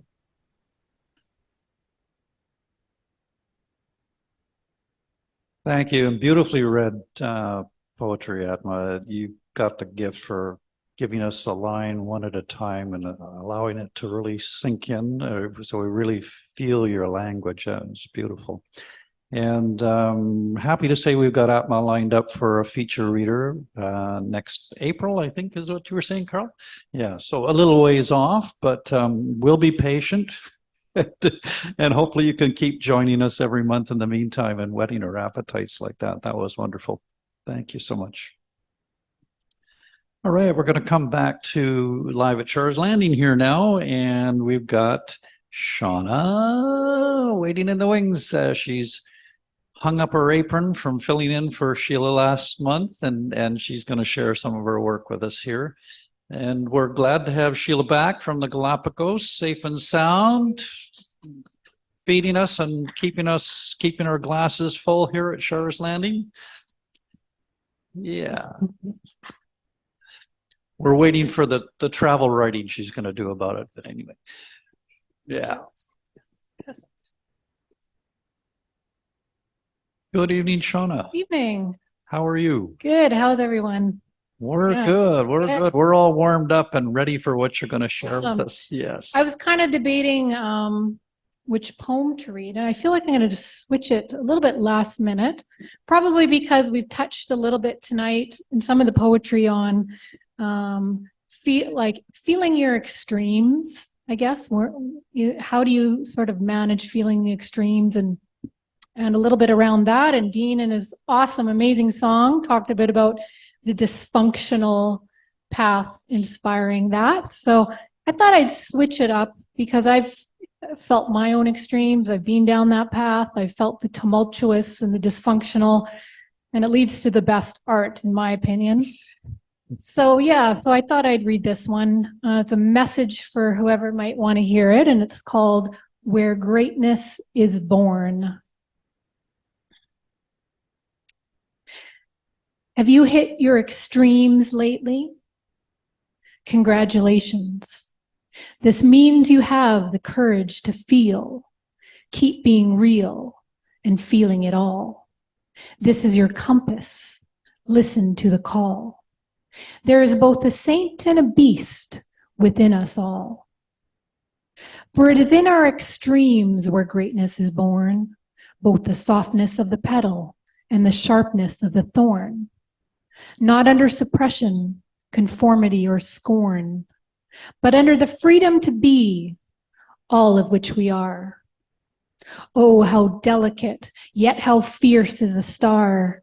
Beauty is not beauty without the scar, like a star with rays that pierce the dark night, or shoot softly through the sky amongst 1,000 twinkling lights. Every aspect needed, every hue too. Do not let the world convince you that something is wrong with you.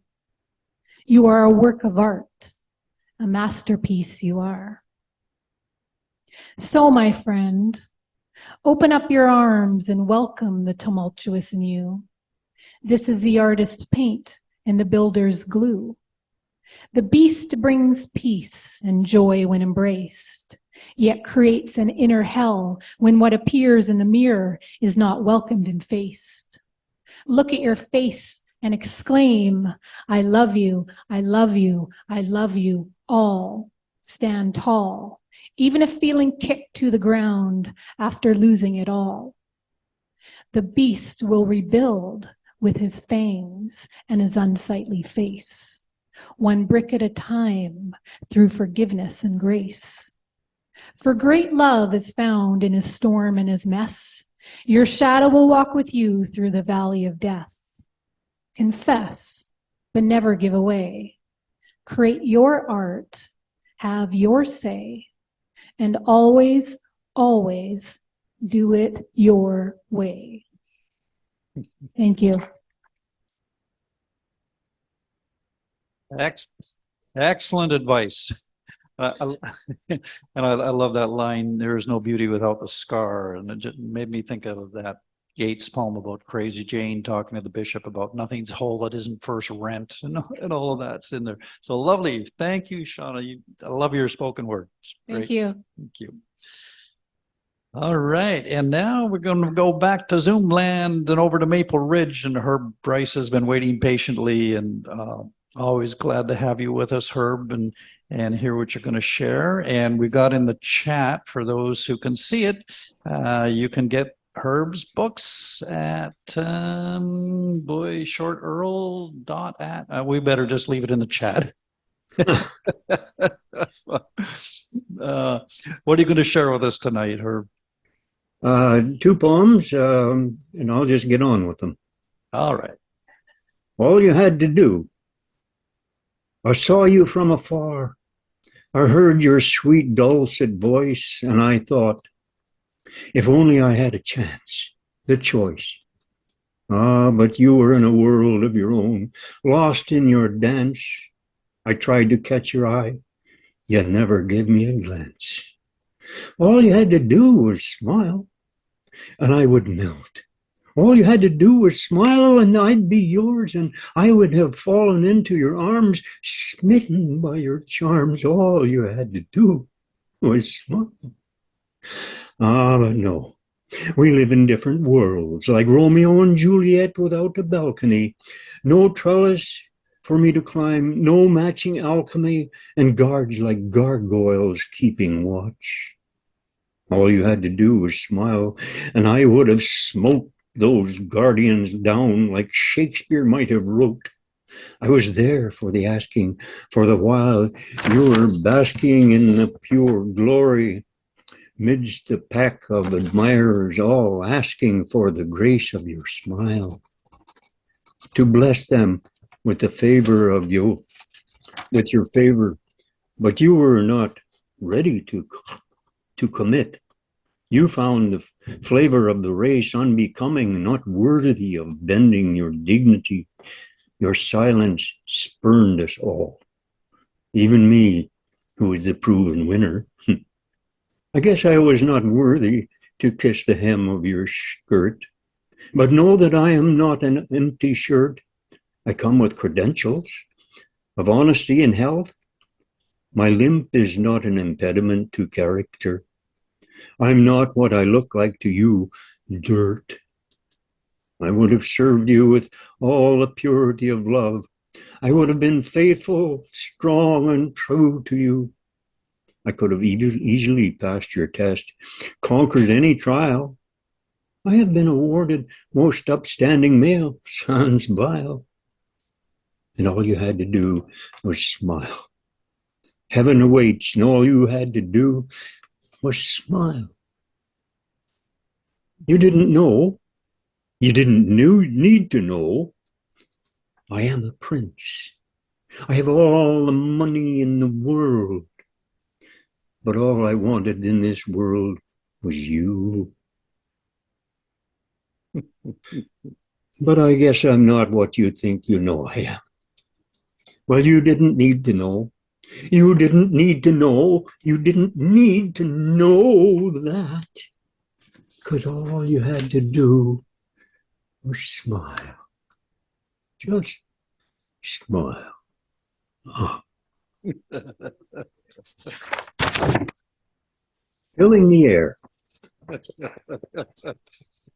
They arrive early, hate being late. They barge through the door talking, and they fill the air with their words, including clusters of empty verbs and basketfuls of personal nouns. They make statements and announce items of non-news, profess to have suffered the blues, and they fill the air with their own laughter, especially to their own stale jokes, and no other words can penetrate that fog. They ignore this clog. They eat all the snacks. They eat up the meal. They claim the bottle they bought is the best of the deal. Then they wheel on their heel and talk into the night, filling the air with their words, which fly off to the sky like small little birds into the night, leaving hardly a memory in sight. And then they leave like emperors of speech with flowing capes of synonyms and metaphors, falling as snowflakes, dissolving without meaning, and no one any the wiser for the event. And they form into word clouds, rush, rain down interpretations, throw wordy bricky-bracks, weep, maintain they're here to keep. Change cloud formations, they sprinkle confidence like cinnamon on pumpkin pie. Claiming there's no right, only wrong, this cloud even takes a gong. And then they are gone, leaving words still floating in the air, a babble of words. Thank you. Thank you, Herb. That was great. You're such a great dramatic reader. I think you should give courses in it, man. Wonderful. Thank you. Most enjoyable. I think I made it under the flag, didn't I? Well, a little bit over, but we let you go. Oh, really? No. Oh, it was perfect. Char. Okay. Char, Thank you. right on the money. Thank you, Char. All right. Yes, there was even time for applause, Char said. So that's all. You must have figured that in there somehow. All right, we're going to have Karen Poirier here, right in house, is going to share some work with us. Where's Karen? There she is. She's at the back. Come on up, Karen. Beautiful. Welcome. Not only a gifted visual artist, but a gifted word artist as well.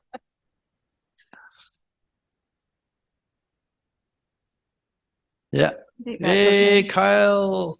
Hey, Kyle is doing his job. I thought with Remembrance Day just around the corner that it would be appropriate to read the epilogue to my book, 1000 Days. Okay. Olivine's voice rang out clear as she sang in unison with the assembled group under a fuzzy morning sky and a warm blush of golds, soft greens, and Indian reds. Beside Olivine, her neighbor Erica, also a widow, sat on a metal chair holding a printed program in her hands. Olivine looked around at people who were still arriving and noted many familiar faces. She saw Jim, who cut her lawn and trimmed the hedges, bent over to take a seat on the opposite side. Tommy, the young boy who delivered her paper, and a cadet, was seated with a group of sea cadets, their shining white hats crowned well-groomed hair and youthful faces. Assertive, gruff commands riddled the cool air. The Highlanders' pipe band was about to begin their ceremonial march. Tittering drums were followed by gut-wrenching pounding on bass drums, their thundering beat a metronome for the pipers' parade and soldiers' footsteps through the centuries before them. Pipers shocked the air with the shrill, harsh notes of Highland laddies. It grabbed her and held her with its hypnotic summons. The music was a solemn entreaty that left a footprint on Lloyd's soul and so many others who served. Olivine shivered inside of her short black leather coat, tightly belted around an expanded waistline. There was still a little of the young woman in her face, although weary looking from a long journey through life. Her gray hair was brightened by a red silk scarf tucked around her neck and into the front of her coat. Every nerve in Olivine's body was shaken, and she was glad she wore sunglasses that hid a rising flow of tears. She fought to suppress the lump that formed in her throat and tried to control her trembling hands. Olivine's thoughts were in a whirl. I can't believe so much time has passed. Where did it go? The war years were the worst time of my life. I never want to feel that kind of fear and uncertainty again. Please, God, keep us from another war. Keep our young people at home with their families, living and loving in peace. No one should have to go through what we did. It was hard on old people, too. My mother's hair turned white practically overnight. Worrying about my young brother when he went overseas at the age of 19, she thought. The forlorn notes of the last post filled the air, played on a trumpet, while the audience listened quietly, followed by 2 minutes of silent prayer. Even the wind and the trees holding hands around the perimeter of the park were still. Olivine thought about Lloyd and her brother Willis, what they'd endured and survived. She remembered Willis, who had seen action on D-Day in France and survived an explosion in an army tank during the invasion.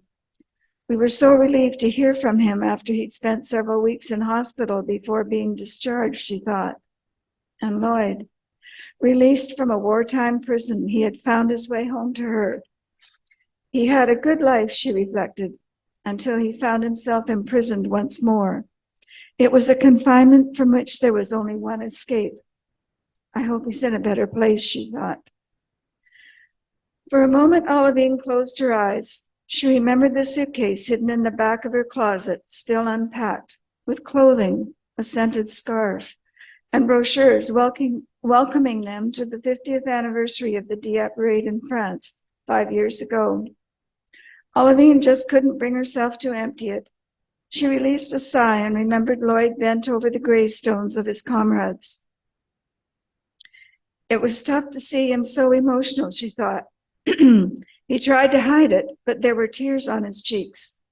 I'm amazed he managed to make the trip, but he did, in his usual determined way, in spite of everything. The cane helped. Oh, and later, after the ceremony in the hotel by the beach, we'd stopped for a drink. Yes, and the barmaid. I remember her eyes, Olivine thought. They were soft and knowing as she searched Lloyd's face. The The barmaid pointed to his Glengarry hat and asked, "And you were there?" Lloyd nodded and she answered, "Me too." She poured him a large glass of whiskey, and when she returned with it, she said, "No charge." The thunder of approaching aircraft brought Olivine's attention back to the Remembrance Day gathering. The service continued with a recital of In Flanders Field, scripture readings, and an aircraft fly past, their wings dipping in salute. When it was her turn, Olivine picked up the green wreath, decorated with red poppies and a wide band of white ribbon, and walked to the front to lay the wreath in front of the sandstone cairn. As she bent over, she felt a rush of air and heard the soft flutter of wings overhead. She looked up, and right before her, a majestic eagle with its white head and throat gleaming flew straight towards her. His flight seemed loving and gentle, and as he passed, Olivine sensed in the glint of his jet black eyes that he was saying something. "All is well, my dear girl, and as it should be." She answered in her mind, "We'll meet again, you and I. Until then, Godspeed." She watched as the eagle soared upwards towards the heavens and home. Beautiful. Beautiful. Thank you. Yes, timely. Yes, we haven't learned yet, but I love the way that wove back and forth between the timelines, Karen. That was really seamless. Nice. Okay, we're going to go back on to the Zoom land over to David Kipling and Gibson. Oh, good. Okay. Hi. Oh, good. Can you hear me yet? Yes, we can, David. We hear you loud and clear. As some of you remember, Kathy and I were over on the island a month ago. Yes. And so I'll read something. It's not poetry and it's not fiction. Every word is true and everything here happened. So here we go. I'd been mulling over my take-along poetry books while sojourning on Vancouver Island, and thus, long ago, a poet had been introduced to T.S. Eliot, the famous poet, if any poet can be termed famous in worldly terms, and recalled Eliot's hands and fingers were those of a bricklayer, and his face was as still as stone. To quote, "When he looked at you, it was like standing on a quay, watching the prow of the Queen Mary coming towards you very slowly." That poet in turn died, and a friend remembered him likewise, writing, "Now it seems I'm standing on a pierhead, watching him all the while watching me as he rows out, and a wooden end-stopped stern labours and shimmers and dips, making no real headway." The tiredness of the long drive on the island highway had glued me this evening to my beach's wooden Adirondack, and with my eyes otherwise full of Gulf Islands, I spotted a tiny rowing boat holding off and holding back in the offing, steadily aimed at me, but not approaching. Two kayakers crossed my sea from stage left, interfering, tossing quiet chat and splashes to landfall someplace down Qualicum Beach. Then radio voices rustled along the shingle, neither nearer nor retreating, until I knew them for a busy monologue eavesdropped on across the night water from that still distant oarsman in that rowing boat, still aiming at me. I had him now, that oarsman, no doubt in deerskin jerkin and heavy homespun, grim over his oars, repelling whatever waterfowl dared to linger and listen.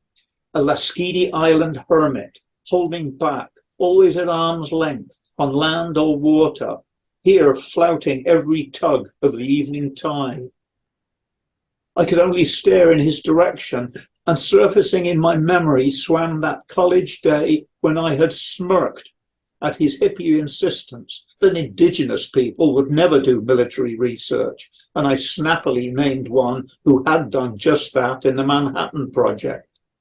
So from my evening beach, I nodded acknowledgement of our old tentative acquaintance and clash, but received in return through the untrustworthy mist the hunched oarsman's rejection. I left him to his lonely labour and went to my weary bed, and at sunrise saw far out not the oarsman, not a spectral revenant still scowling at my awakened conscience, but a big clumsy buoy slowly tilting on the swell, still at its heavy work, no nearer than in the night.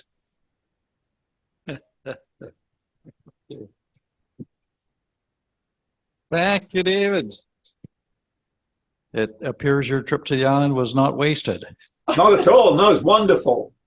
And was- if anyone's interested, it's not a familiar word to me, but the word revenant, Andrew Wyeth, the painter, who did brilliant, wonderful pictures, did a painting called The Revenant, in which, if you ever look it up, it's kind of a ghostly image coming back to kind of scold you a little bit. Mm-hmm. And so I met this revenant on Qualicum Beach, from Qualicum Beach. Anyway, that happened. Beautiful, beautiful. All right. Thank you for sharing that. That was lovely, as always. And we're going to come over to Jackie Carmichael there out in Zoom land. No, we're going to do Judith Hutchison first. Okay. Pardon me. Sorry, Jackie. It's one of those nights. Judith Hutchison live here at Char's Landing is going to share some work with us first. Thank you, Judith. It's all right. It's all. Go back and forth. It's better. Okay. So you're in for one page, both sides. This is from my memoir again. It's set in 1959 in the north side of Chicago. And it's called Invisible Chickens. Mr. Tyler, the renter, gave Mom a duck for Thanksgiving, or maybe it was Christmas, proudly reporting that he had personally shot it on a hunting trip to Wisconsin, or maybe it was Minnesota. Mom was caught completely off guard. She struggled to maintain her composure as Mr. Tyler placed the dead bird in her hands. We heard her resist as bravely as manners allowed. "Oh, you shouldn't have. Really, there's no need. This is much too generous. Oh, no, really, I couldn't possibly accept." But she went down to defeat in the end. Well, thank you very much. The instant Mr. Taylor was good and gone, however, Mom burst out swearing. She strode in and out of the kitchen, shouting such questions as, "What in the name of hell am I going to do with a goddamn duck?" We looked at each other. We thought she could possibly cook it, but we knew any suggestions at this time would be unwise. We waited. After a while, the torrent died down as Mom began to appreciate the joke was on her. "Hell's bells," she laughed. I took my cue and grinned back. This was a good one. Yet when the laughing and the swearing were over, what the hell was she going to do? Jesus, Mary, and Joseph. Timmy would have been full of glee to see his mother in a fix.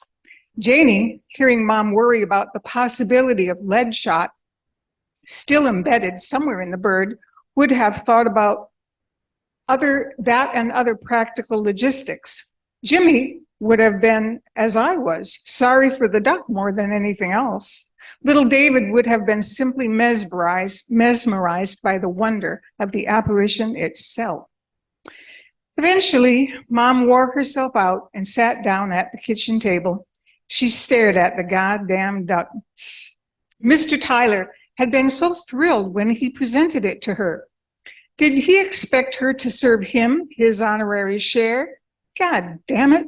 Hell could freeze over before she was going to pluck and clean a goddamn duck. She sat swearing under her breath from time to time. Son of a bitch. For the love of God, what was she going to do? Finally, she shoved it into the icebox, declaring she would deal with it later.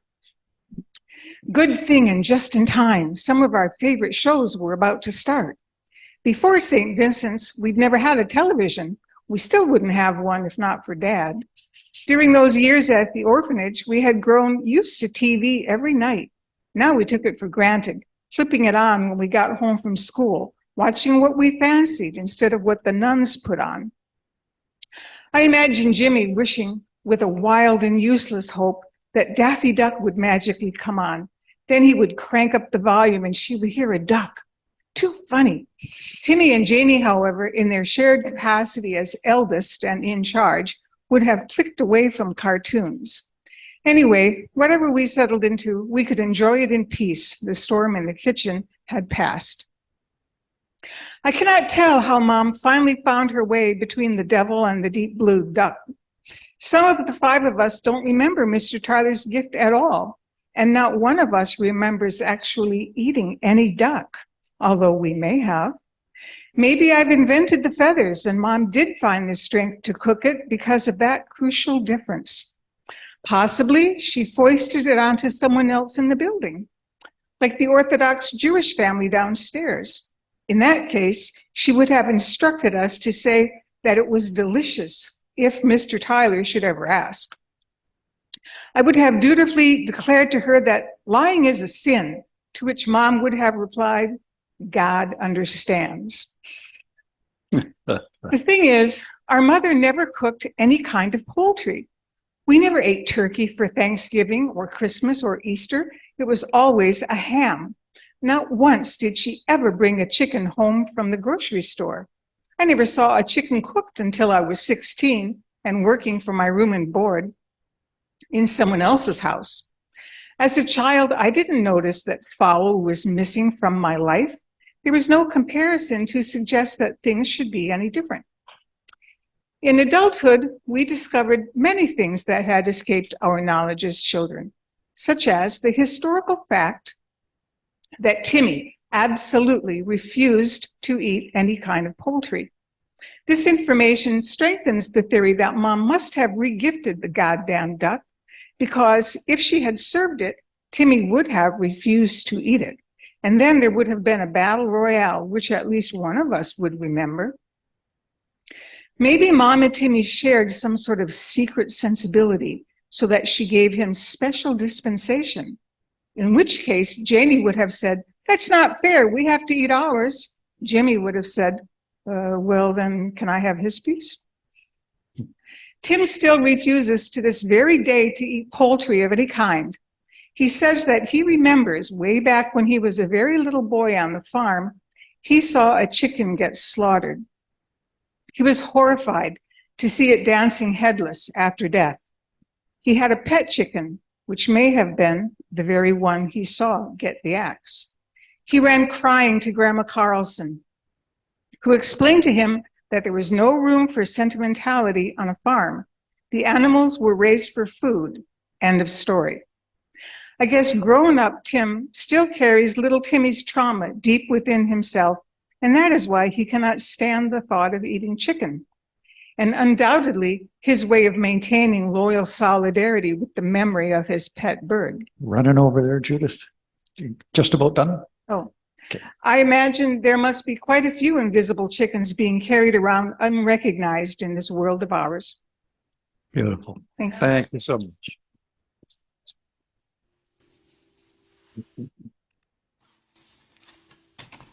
Great characters. That mother is memorable for sure. Yes, thank you. All right, now we're going to have Jackie Carmichael for real this time on our Zoom land. How are you doing, Jackie? Wonderful. It's so great to be amongst you and to listen to all these fabulous readers. So great to have you back with us. Yeah. Your old alma mater. Pardon me? Yes, my old alma mater. That's exactly right. I learned so much with you. Yeah. So I'm going to read from Tweets from the Trenches tonight. And this is my first, actually, not my first book, but my first book about World War I. And I wrote it after walking on the Western Front, where my grandfathers fought in World War I, as well as reading the journals and letters of my paternal grandfather and the journals and letters and postcards and many other things from other soldiers. So it has a lot of little stories and pictures in it. Postcards from the edge of the abyss. This was how they tweeted. Their grapevine was a postcard trundled across continents, oceans, into a cast iron mailbox. It was just a very slow tweet. Their smartphone? Analog all the way, pen, paper, thin envelope, scratched out by a fellow sprawled on sodden trench floors, ignoring his peers as he texts home. All that's missing is a keyboard, his cancelled stamp hanging on for dear life through onioned layers of handling, instead of a drop-down menu of who should see this.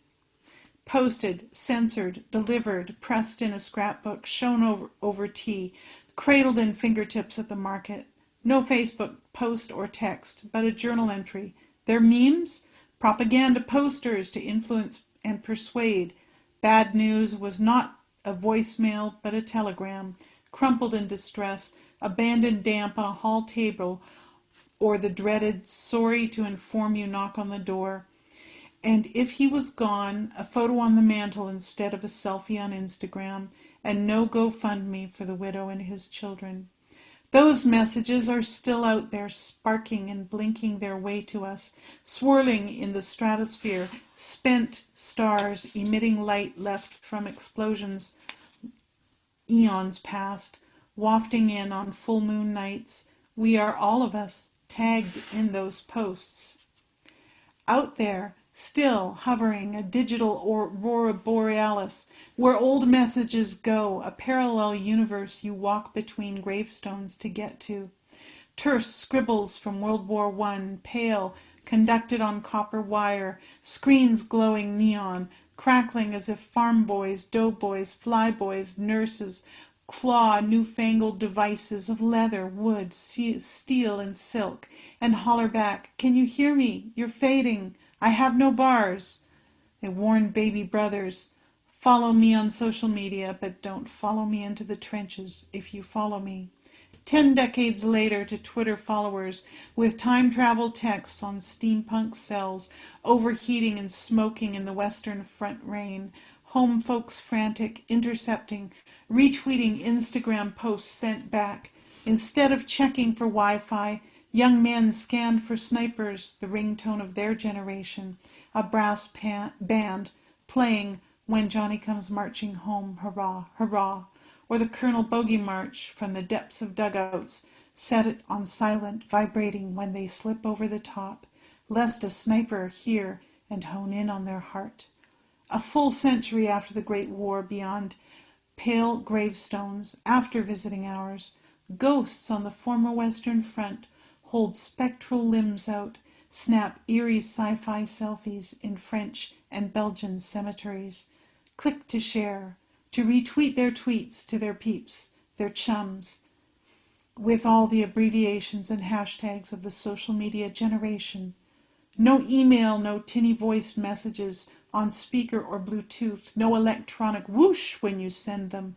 Instead, in drawers and trunks and attics, amidst time-dulled metals, those are their computer chips, fired by the lithium of memory, going a century with no need of a recharge, downloadable data gigabytes of old service records, read digital desperation in the static, analog dread under layers of dust, a paper copy, last will and testament, bequeathing things that don't die, the obscenity of war, the tectonic ferocity of a parent's love, the abomination that is brothers dying before their grandmother.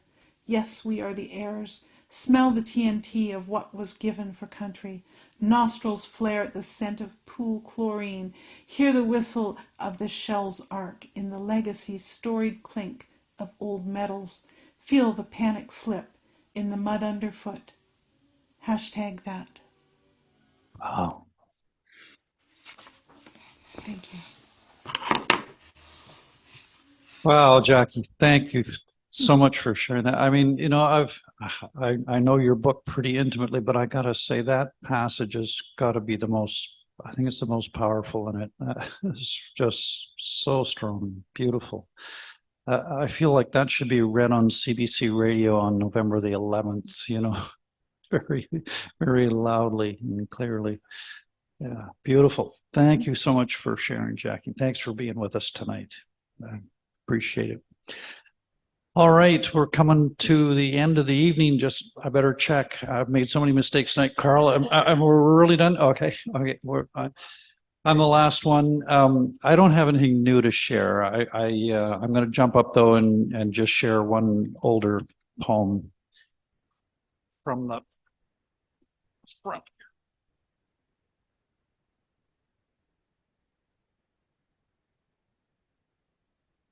Kyle, I'll let you do the honors.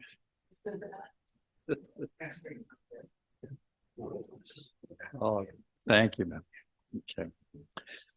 So, yeah, there's sort of been a theme going tonight. I think that this poem maybe fits in with, and sorry to those of you who may have heard it before. I was mentioning that to my wife, and she said, well, the older people probably won't remember it anyway, and the younger ones might not have heard it, so read it. So, okay. So I think this kind of speaks to the grief of many people in my generation who grew up in the 60s with just incredible idealism about how we were going to change the world, and it's called Apology to Our Sons and Daughters. What can we say but we're sorry? We're sorry as hell about the way it turned out. It wasn't supposed to be this way. When we were your age, we had dreams that didn't include this. We're sorry about the polar ice cap shrinking like an ice cube in last night's scotch. We're sorry about the drowning bears. We're sorry about the scotch. Though we weren't exactly drunk when all of this took place. We're sorry about Chernobyl and Fukushima. We never wanted nukes in the first place. We're sorry about the debt. We bought into it and taught you to trust the banks and never saved enough to save ourselves, let alone you. Maybe when we leave this world, you'll get enough to put the down payment on the rest of your life's indebtedness. Or maybe it'll implode long before that, and we'll be sorry for that too, though it might be the best thing that could happen. We're sorry about the Rockefellers and the Trumps, the bullpen and the lobbyists. We're sorry about Walmart and vinyl siding. We're sorry about the DDT and the GMOs. We're sorry about Monsanto and the giant pharmaceuticals. We're sorry about your allergies and the fact that you feel bad about the color of your teeth. We're sorry about the ads that rocked you to sleep each night. We're sorry about the churches that taught you to fear God until you fled in terror. We're sorry about the Falwells and the Harpers and the Trumps and the Springers. We're sorry about your slapped fingers. We're sorry about the drones. We're sorry about the clones. We're sorry about the calculus you suffered through. We're sorry about the plastic and the KD that made your colon spastic. We're sorry about the daycares and the money spent on timeshares. We're sorry about the fear they used to control you and the way we tried to mold you. We're sorry that the whole military-industrial cabal is still in control. We wanted it different. We wanted everyone to get along for once and work together. We wanted to speak Esperanto, the global language of hope. We wanted to feed each other beautiful, pure food and take turns lying on endless white beaches. We didn't foresee the dolphins throwing themselves onto the sand. We never dreamed that flocks of red-winged blackbirds would fall from the sky under the cold hospital light when we first cradled your tiny bodies in our hands. We never imagined the need to apologize. Thank you. Thank you for that, and thank you everyone for coming this evening here live at Char's, and for those of you out in Zoom land as well. We're really grateful for you joining us as always. You add so much to this whole evening. And once again, what an evening it's been. Some incredible range of writing, and yet interesting how themes circle and wove through the evening. That often seems to happen. It's a synchronicity that takes place when art's being shared, and it's beautiful.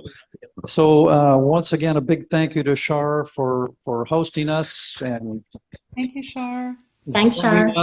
Thank you, and thank you to Karl for being our moderator and keeping me in line. God, I needed you tonight. Thanks, Karl. Thank you, Thank Karl. you to Kyle for taking care of the microphone, man. Thanks, Kyle. Thank you to Bruce Hornidge for being our feature reader tonight and Yes, thank you, sharing Derek. his book. And good luck with the promotion and the tour ahead of you. Hopefully it won't exhaust you too much. Just take it easy one day at a time. And thank you to Julie in Montreal as well for her 10-minute spotlight. And of course, for all of you open micers out there and here at Char's that shared your work with us. Very inspiring. And I hope you keep writing. We're going to have another Electric Mermaid the last Wednesday in November, which is Karl? 29th, and it's Nikki Hanifer. I can't say her name. She's local. Okay. And our 10-minute reader is Atma. Atma, all right, beautiful. Okay, so we get 10 minutes of Atma before her 20 minutes, yes, feature we later do. in April. And thank you to Derek. Okay. Oh, my Thank God. you, Derek. Yeah, thank you. Okay, Thank you, take Derek. good care, everyone, and we look forward to seeing you in November. Good night. Night, everybody. Bye-bye, Leslie. Get some Bye, sleep. Kathy. Yeah, bye-bye, Leslie. Thank you, Jacqueline, for everything you do. Helping me out and keeping me on track sometimes. So much fun. You guys I take need care. it. Bye-bye, Charlene out there. Char's out there. Can't wait to see you another time, Kathleen and David. Bye. Look to see you too soon there, Leslie, and to Jennifer. Oh, and Jacqueline. Hey, Everybody, Karl, see you soon. is there going to be one on December the 27th? We are. We always move that one. It's not going to be on December 27th, but we're contemplating bumping it up a week. Do we want a Christmas one? Do we want a holiday one? We're talking about it. So we'll know next month. Is that okay? Terrific. Thank you. Super. Night, folks. I like baked cookies, and you can send anything you like to Char's. We'll celebrate with you. Chocolate, Center German cookies. mandarin She'll love oranges, that. yeah, German cookies. I feel festive. I would like to celebrate the holidays with you all. And thank you, Char, for coming on the mic. She said she wasn't going to come on the mic, and she did. Thank you, Char. Night, folks. Bye. Bye-bye. Oh, gotta leave. Oh, don't leave yet. Great to see you guys. You know what? You are the last. No, You should be the bye-bye. last.